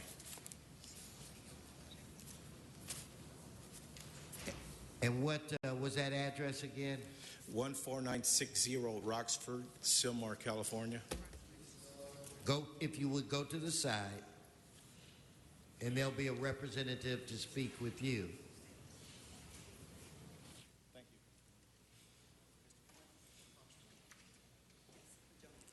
Okay, Mr. Herman and Mr. Kala and Mr. Walsh.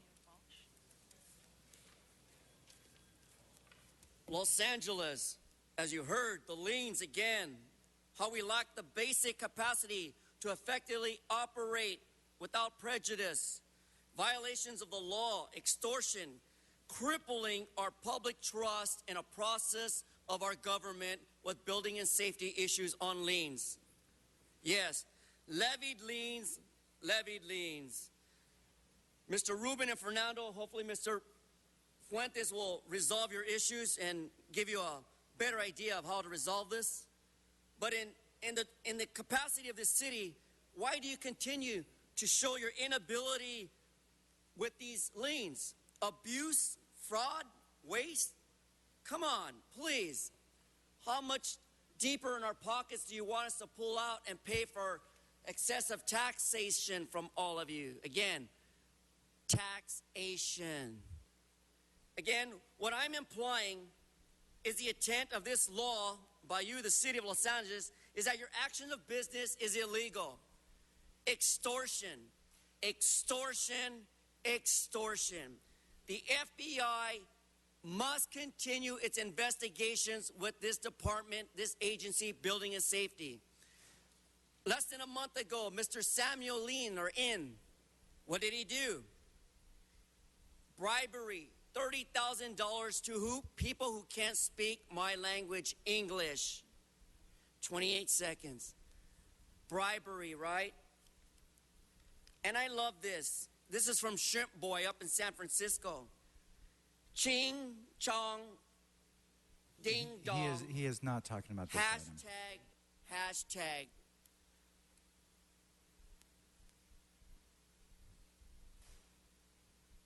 Furthermore, my point is, stop the illegal action of your bribery and extortion, please. Please.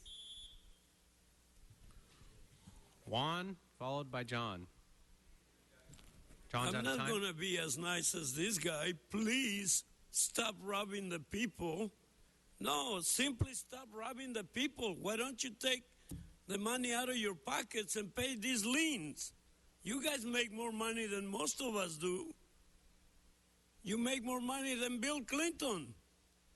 You make more money than Obama. So, Obama, I'd like to see you boxing Clinton. Anyway, I admire Clinton.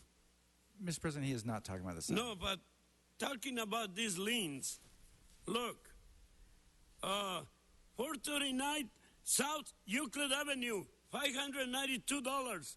2040 West, $724.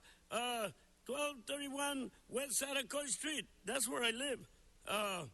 $662.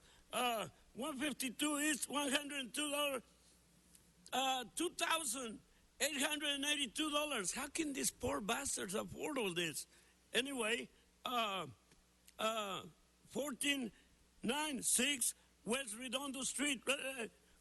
So if you own a home, you're pretty much screwed because you're always going to be tagging at the people that own a little house.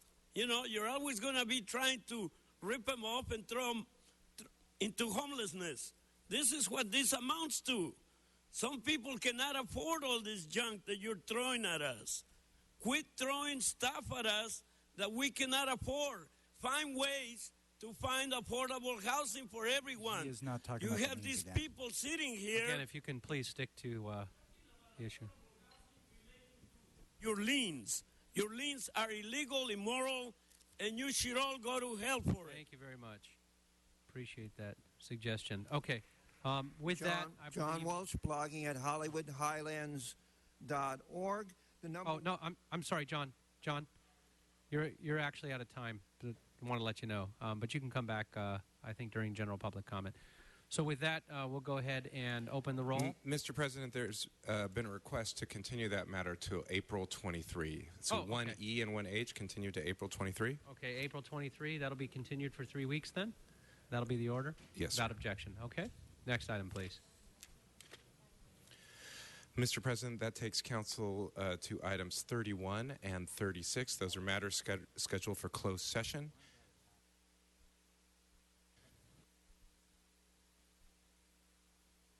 Okay, we're going to go ahead and go into closed session and clear the council chambers on items 31 and 36. So we'll go ahead and go into closed session.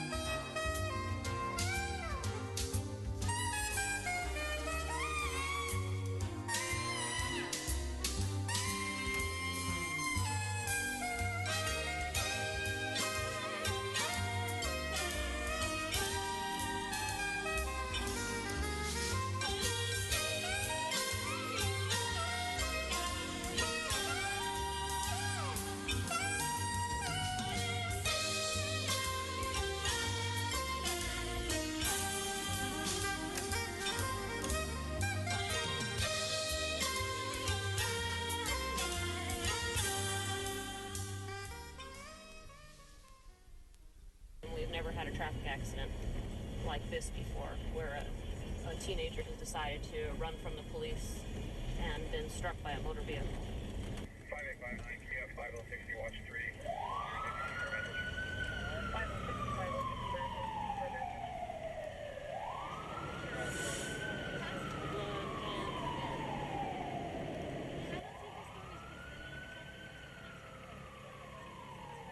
Curfew laws restrict the right of juveniles to be outdoors or in the public places after 10 p.m. until sunrise the next day. Such laws aim to establish a safer community and to better protect people from becoming victims of crimes or becoming involved in a crime. Most people don't agree with our curfew laws and would rather run the risk of being picked up by the police and ticketed for violation of curfew. However, they are more likely to run into the many real dangers that face us every time we go out at night. We have found that kids out so late are normally caught up in violence, traffic accidents, and we up to no good. Some of these kids still they're not aware of the law, and they're not educated on it. Drinking, drugs, sexual predators, and gang-related activities are only few of the dangers we face regardless of how young or old you are.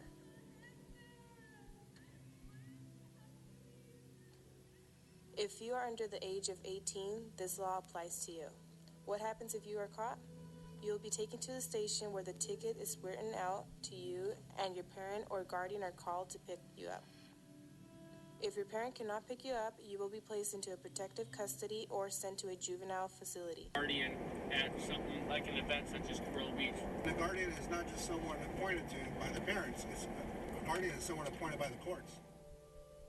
You can legally stay out late if you are participating in a religious, educational, or political activity, accompanied by a parent or guardian, going to or from their place of employment, responding to some type of emergency, returning home from school, cultural, or recreation activity. And that's our message, is not only enforcing the curfew violation, but also educating them that they need to stay home and stay safe. The curfew laws are not just here to protect us, they are here to protect the safety of everyone in our community.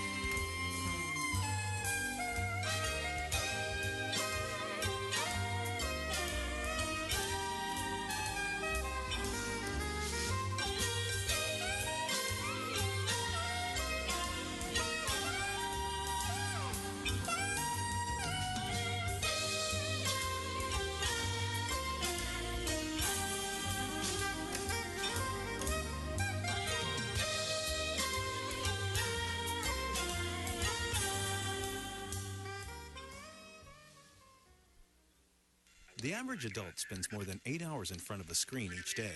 Children spend up to 4 hours. Studies show that sedentary lifestyles put you at risk for disease, even at an early age. But a healthy lifestyle is just a click away. Los Angeles Recreation and Parks provides over 16,000 acres of parkland with parks and lakes, swimming pools, golf courses, skate parks, and dog parks, and more than 180 community recreation centers. A healthy lifestyle is just a click away. laparks.org.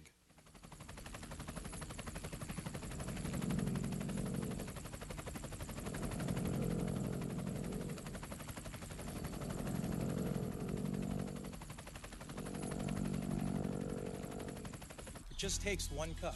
Every year, thousands of children in our community drop out of school, they quit on their families, they give up on themselves. But together we can change that. By sponsoring your child for the cost of 1 cup of coffee a week, you can provide a child with a mentor, a place to play, and a safe haven like Hollenbeck Pal. With 1 cup, I can play soccer after school. With 1 cup, it helped me get here to college, preparing for my future. It just takes a moment to change a child's life. Go to onecup.org and make a difference today.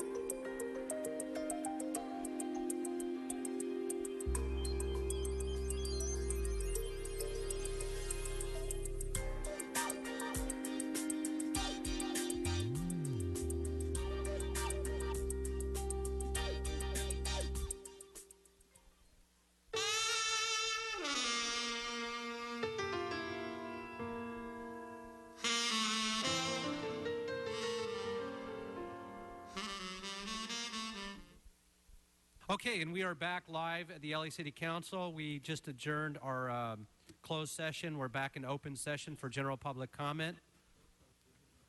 Mr. John Walsh? Not here. Mr. Herman? Not here. Mr. Wanakala? Oh, the doors aren't open? Oh, I apologize.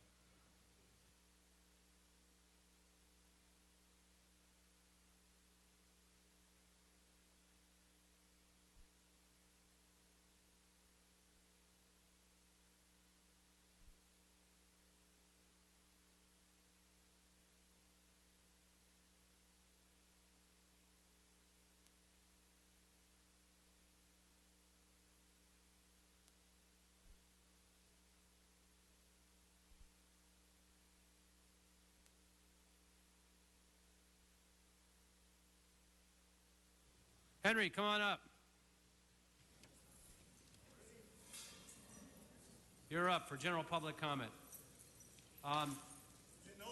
We have a couple members. Well, let me just check. Hold on for 1 second.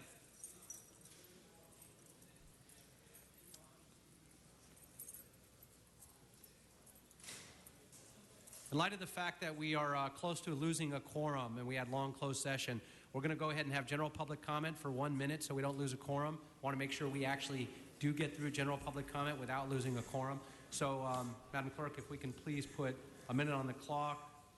Please, you're first. Well, we put on the record that I'm a member of the UA, and the UA was, first president was George Meany. And he made it clear that affiliate local unions could not use the public funds for the benefit of private sector employees. And he made it clear that it is impossible to negotiate with the government in regard to those funds. So we know that you've been using those funds, letting the unions use those funds for the benefit of public employees and failing them to get it back. So an MOU clearly shows that the city retains the right to get the money back by providing 90-day written notice to those unions to get the money back. So when are you going to do it? It's a simple matter. It's against the law for them to have that money and commingling it into private sector funds, public sector funds. Thank you. Thank you very much. Juan, come on up. Well, it doesn't take long to call you what you are, bunch of crooks and idiots. How come you're keeping people homeless? What the hell happened to this culture, to this society? Bill Clinton's going to be here tomorrow. Is he going to say anything about the homeless? No, he's going to be here telling Garcetti how to do this and how to do that. I admire Bill Clinton. He's a real man. Remember Monica? He stood up to Monica in the Oval Office. I'm not sure that I would be man enough to stand up to Monica Lewinsky, but I would if I could. Anyway, give everybody a home. Stop fucking around.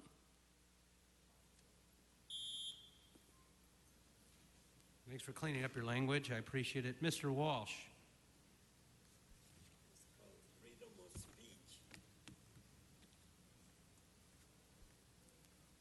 John Walsh, blogging at HollywoodHighlands.org. I want you to understand that this whole area is going to be closed down in a few hours. For the extravaganza tomorrow, City Council not invited, up here there's going to be a huge stage with Bill Clinton and Eric Garcetti. Now, Bill Clinton supported his rival, Wendy Gruhl, and it's going to be on global warming. Everybody in the City Council is not invited. The Secret Service is coming into this building at 6 a.m. and locking down everything here. They don't want you to know that. I'm telling you right now that Bill Clinton And Garcetti, and I'm going to tell you what Garcetti's going to do. He's going to finish the job on Bill Clinton that Monica Lewinsky started. This is paid for by the city and a Hillary Clinton for campaign appearance. And incidentally, the adultery blog goes right back up on you, Mr. Chairman. Once again, thanks for sharing. Sid.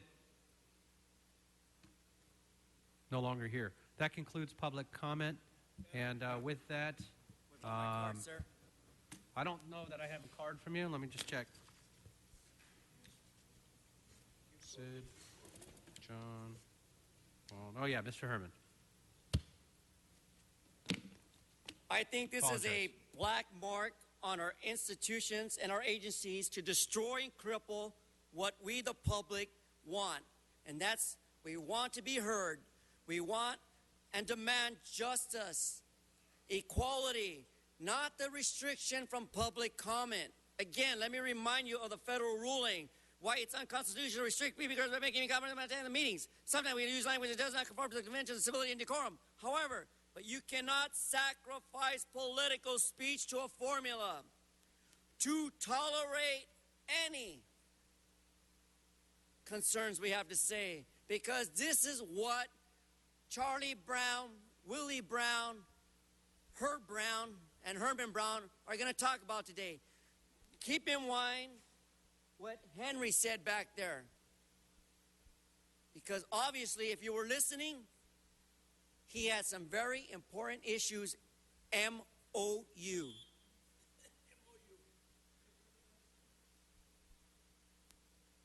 All right, that concludes public comment.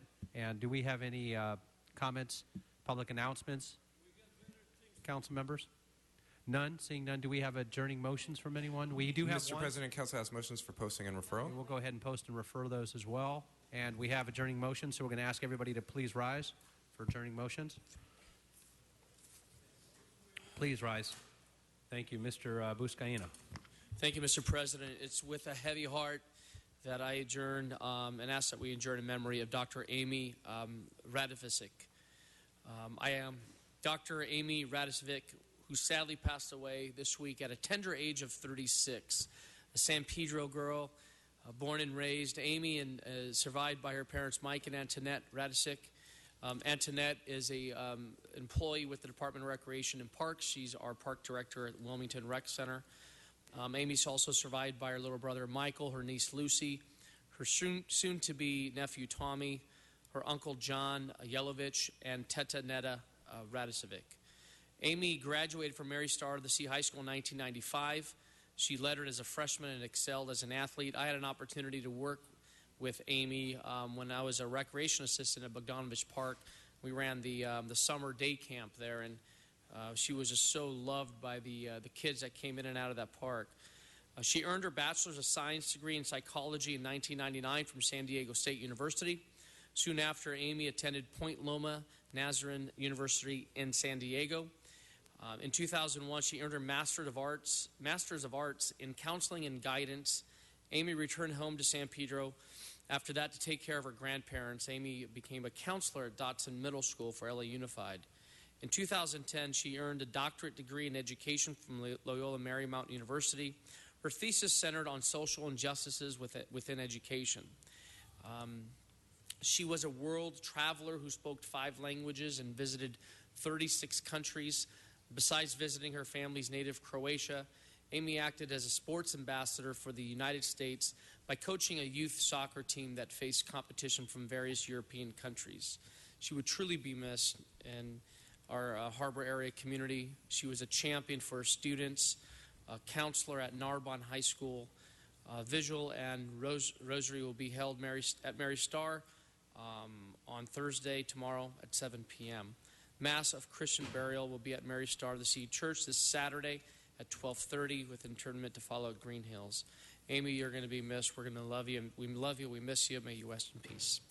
I also have another one for Jesus Fernandez. I ask that we adjourn in memory of Mrs. Jesus Fernandez, who passed away this past Saturday, just shy of her 94th birthday. She was born on April 2nd, 1920 in Juarez, Mexico, and resided in San Pedro for 31 years. She was preceded in death by her husband, Marcos Fernandez, and her oldest daughter, Maria de Jesus Samperio. She is survived by her daughter, Maria Luisa Zeledon, son Marcos Fernandez Jr., 9 grandsons, 1 granddaughter, and 25 great-grandchildren, and countless friends and extended family. Mrs. Fernandez made the best homemade tortillas, which I'll never forget. Her viewing and rosary will be held at Green Hills Mortuary in Rancho Palos Verdes tomorrow from 5 to 9. Funeral Mass to follow at St. Peter's Catholic Church in San Pedro on April 4th. May she rest in peace. Yes, thank you. Any others, members? Yes, Mr. O'Farrell. Mr. President, I apologize for, is it you, Curran? I'm so sorry. I apologize for the sequence here, but I have an announcement. It's not an adjourning motion. We'll do that. We'll do the adjourning motion first. Yes. If that's okay.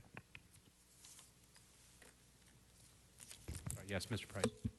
Thank you, Mr. President. Members, I ask that we adjourn in the memory of Jeanette Shamus, a former housewife who succeeded her husband in business and grew a number of new car franchises to one of the largest car dealerships in the nation, died Monday in Los Angeles at the age of 93. She was the owner and president of the Shamus Group, a family-owned group of dealerships, insurance, and commercial property with nearly 1,000 employees. She was born in Chicago in 1920. Her parents, Charles and Ruth, were of Swedish descent, and her father was a building contractor who moved the family to California in 1924. Jeanette grew up in Hollywood, attending Vine Street, Bancroft, and Fairfax High School. She graduated in the midst of the Great Depression, and in 1937 attended USC for a short period of time. But poor economic situations forced her to leave college and earn an income to support her family, so she began working at Sears and then Bank of America. While living on Ogden Drive in Hollywood, Jeanette met a young man living next door. He was a successful used car dealer named Nick Shamus. The two neighbors married in 1942, and in 1943, Jeanette left her position at Bank of America because she was pregnant. During the war years, Nick and Jeanette operated a plant that made nuts and bolts for the war effort. They purchased Felix Chevrolet in 1955 and moved the dealership to its current location near USC in 1958. The store became the largest volume Chevrolet dealership west of Mississippi until the Watts riots and the economic decline of downtown LA. While other dealerships abandoned Figueroa for the suburbs, Nick and Jeanette added new ones, including Mercedes-Benz, Volkswagen, Porsche, Audi, Datsun, and Cadillac. They also purchased the Petroleum Securities Building downtown and the Workman's Auto Insurance Company. Following the death of Nick in 2003, Jeanette assumed leadership of the automobile dealerships and moved to downtown Los Angeles. Up to the last days of her life, she came to the office every day, reviewed the mail, attended regular weekly meetings, and represented her stores at meetings with all of the auto manufacturers. She added 2 new dealerships with the purchase of Carson Nissan in 2008 and Toyota Central in 2012. On the very day she died, the Automotive News reported that the Shamus Group had moved up 20 spots in the national ranking from 82 in 2002 to 62 in 2013. She's survived by her daughters, Diane Shamus, Carol Shamus, son-in-law Daryl Holter, and granddaughter Julia Shamus Holter. May she rest in peace. Thank you. Thank you very much. Seeing no other adjourning members, we do have one more announcement. Mr. O'Farrell. Thank you, Mr. President. Again, my apologies for the sequence here. I just want to announce that today is Everyone Matters Day across the United States and across the world. I will be bringing the organization in next week to council to learn about this LA-based organization. It's a global campaign bringing people together, local governments, public figures, organizations, schools, and citizens, advocating for everyone's rights to dignity and respect without judgment or shame. The goal of Everyone Matters campaign is to bring people together to embrace inclusiveness and tolerance for everyone's differences. I've been honored to be on the advisory committee for a couple of years now. The organizations involved in this include the Special Olympics, the NAACP, the Asian American Justice Center, and some of the international ambassadors who have signed on are Bishop Desmond Tutu, Meryl Streep, Sir Paul McCartney, Hugh Jackman, Ellen DeGeneres, and several other worldwide and world-class celebrities. Again, it's Everyone Matters Day, a day of dignity for everyone across the United States and the world. And you'll be meeting the organization next week in this chambers. Thank you. Wow, thank you for sharing that. And thank you all. We are adjourned. Be safe out there.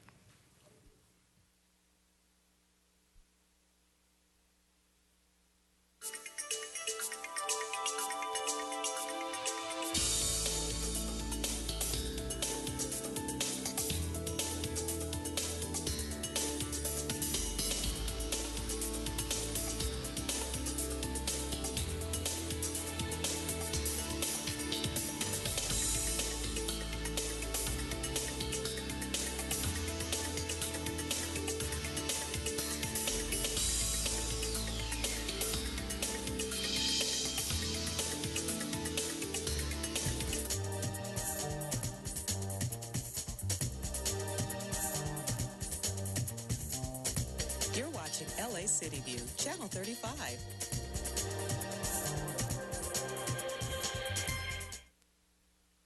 We now join our scheduled program in progress.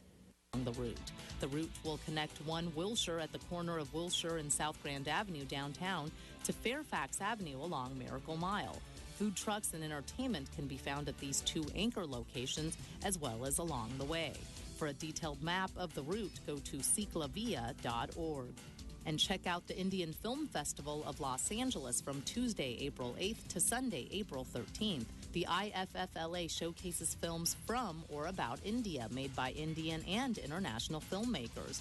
The mission of the festival is to promote a greater appreciation of Indian culture and cinema. Films include Liar's Dice, about a rural woman's search for her missing husband in Delhi with her young daughter and goat in tow, and Sold, the harrowing tale of a girl sold into prostitution to pay back her parents' debts. The festival will be taking place at the ArcLight Cinema Hollywood, located at 6360 West Sunset Boulevard. For a list of films playing, ticket prices, and other information, go to indianfilmfestival.org. And that's a look at some upcoming things to do. Hikers welcome the beginning of spring and the unique sunset it provides at one of the most scenic views in the city. Gil Reyes reports on the annual spring equinox hike hosted by LA Councilman Tom LaBonge. It's gorgeous. Yeah, it really is. It only happens twice a year, when the sun sets exactly due west, giving clear directional reference to LA's local landmarks. This is the place to be. This is Mount Hollywood, 1,625 feet above sea level. Councilman Tom LaBonge led a group of about 20 hikers to the top of Mount Hollywood in Griffith Park for his annual spring equinox hike. Also known as the vernal equinox, it's one of only 2 days in the year when the sun passes directly over the equator. That means at sunset, the sun sets exactly west. From that, navigators can deduce that the Hollywood sign is northwest of this point, and the downtown LA skyline is southeast. I always love hiking, but this is just like, it's so beautiful and everything's so nice. To locate and visit other sites throughout Griffith Park, you may need a newly updated map. I want to give one to this young man right there so he could have it. But then, oh, you're very welcome, and you got to. And then also it shows all the trails that are here in the park, all the highlights of all the monuments that are in the park. And here's all the, from the zoo to the Autry to the Greek Theater to the fabulous observatory to Travel Town to the golf links to the sports fields to the hiking trails to the trains. And I said Travel Town, my favorite. For your free guide on practically everything under the sun in Griffith Park, simply contact Councilmember Tom LaBonge's office. At Griffith Park, Gil Reyes for LA This Week. For your newly updated Griffith Park map, you can email Councilman Tom LaBonge directly at tom.labonge@lacity.org. And this week, we are debuting a new segment we're calling The Week in Tweets. Since the mayor, council members, and city departments are all active on Facebook, Twitter, and various other social media platforms and sharing some informative and even silly photos and posts along the way, we thought we could feature one social media highlight each week from City Hall and beyond. And for our debut is this selfie tweeted by Councilmember Joe Buscaino that rivals or attempts to rival the one Ellen DeGeneres took at the Oscars. The councilman is seen front and center with council members Paul Koretz and Gil Cedillo and several other individuals behind him. Councilman Buscaino tweeted, taking the elevator to Public Works Committee, and in a reference to Ellen's Oscar photo temporarily shutting down Twitter due to massive online traffic, Buscaino added the hashtag, did we break Twitter yet? That's going to do it for this edition. Thanks for joining us. I'm Ellen Chang. A reminder that you could catch us online at lacityview.org. You can also follow and like us on Facebook. We'll see you back here next week for more of LA This Week.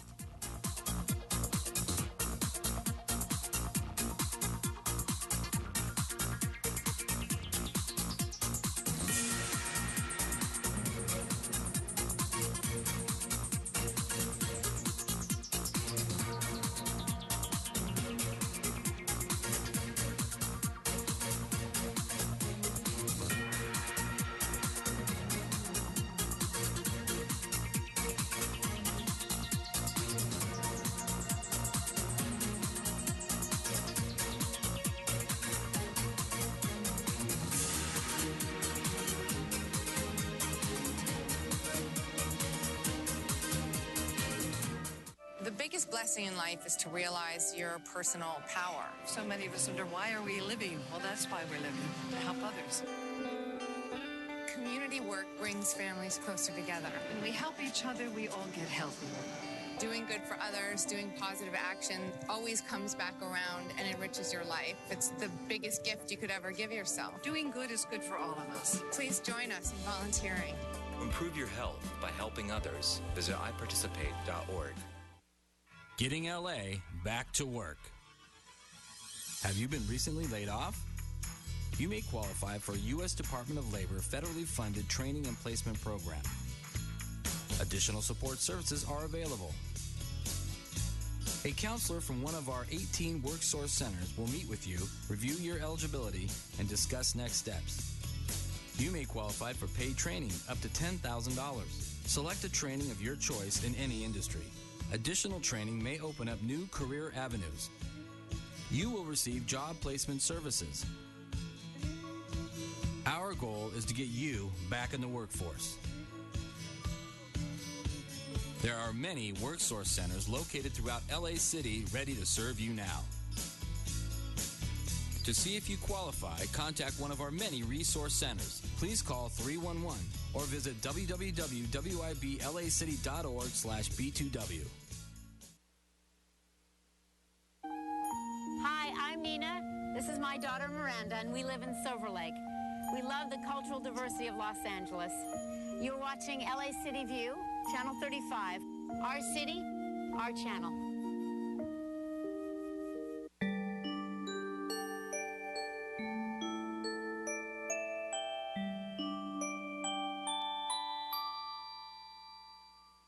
Hello, and welcome to another episode of Pets 90210. I'm Bill Crow, your host, and today we're at the West Valley Shelter in Chatsworth.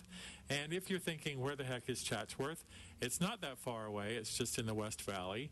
And if it's still too far for you and you'd like to find a shelter near you, there is one near you, I'm sure. There are 12 city and county shelters. Just go to laanimalservices.com to find the one near you. And now we've got lots of animals to show you, and we have Raina Barker, our dog trainer from Good Sense Dog Training, and we're going to go to her and learn about dog training. Thank you, Bill. And I have Sally Samet here to help me with the dogs that we're going to see today. We're going to be seeing many wonderful dogs, including this one. We'll talk about him in a minute. So, Sally, I understand you have a question for me? I do, Raina. As some of you may know, we are filming in Los Angeles, and Los Angeles had an earthquake this morning. Ah, we sure did. We had a 4.4. 4.4. And I woke up and my dogs go, what? What? My dogs were not upset by it, but what's your question? Is that basically... No, my question is, if it had been more than a 4.4, we're supposed to have emergency preparedness for ourselves? Yes. How about for our animals? Oh, absolutely. We're supposed to have that for our animals. You know, you can go online, the ASPCA, the Humane Society, everybody's going to have a kit layout for you to know what to prepare for. Okay. You also have to think about, okay, what's when it's happening, what are you going to do? Exactly. You know, what are you going to do? And this is where I really, really advocate crate training, and why I advocate crate training so much. Okay. Now, my dogs are crate trained, but they're not in a crate during the night. Mm-hmm. You know, they sleep on beds near me on the floor. But in the event that there is an earthquake or any other kind of disaster, you have to take care of your family in the house, right? And your animals could panic a little bit. And if you had a crate for them and a place to put them safely, you don't have to worry about them stepping on glass, escaping. So I really advocate crate training. It really helps them, you know, feel safe and be safe. Okay. As well is, what if you're gone? What if, you know, you hear about all these disasters across the country where all these groups have to go in and rescue animals. And what do they do with them? They throw them in a crate to get them out of their environment, transported safely. And if your dog is already crate trained, you've eliminated half that stress already. If he's not crate trained, it's going to be even more stressful because what is this box? You know? So anyway, that's I was talking to somebody about emergency preparedness, and she lives in a condo building. And one of the things that she has done is get the people in the building to give up their names and the pets they have, so that if they're not home, there is a list that everybody in the building has, the people who have pets and how to get in touch with them should an emergency arise. That's awesome. That's like a neighborhood watch kind of thing. Exactly, Almost, right? exactly. Yeah, what a great idea that is. Idea. It's a fabulous great idea. You know, it's just one of those things that, you know, we have to be prepared for. You know, we're kind of lucky we don't get them that frequently. Yes, you know, we really don't. Right. But suddenly it's a wake-up call when you get suddenly a jolt and go, you know, I better think about that a little more. And, I have to do more looking at my kit. Exactly. You know, more, so. And for people who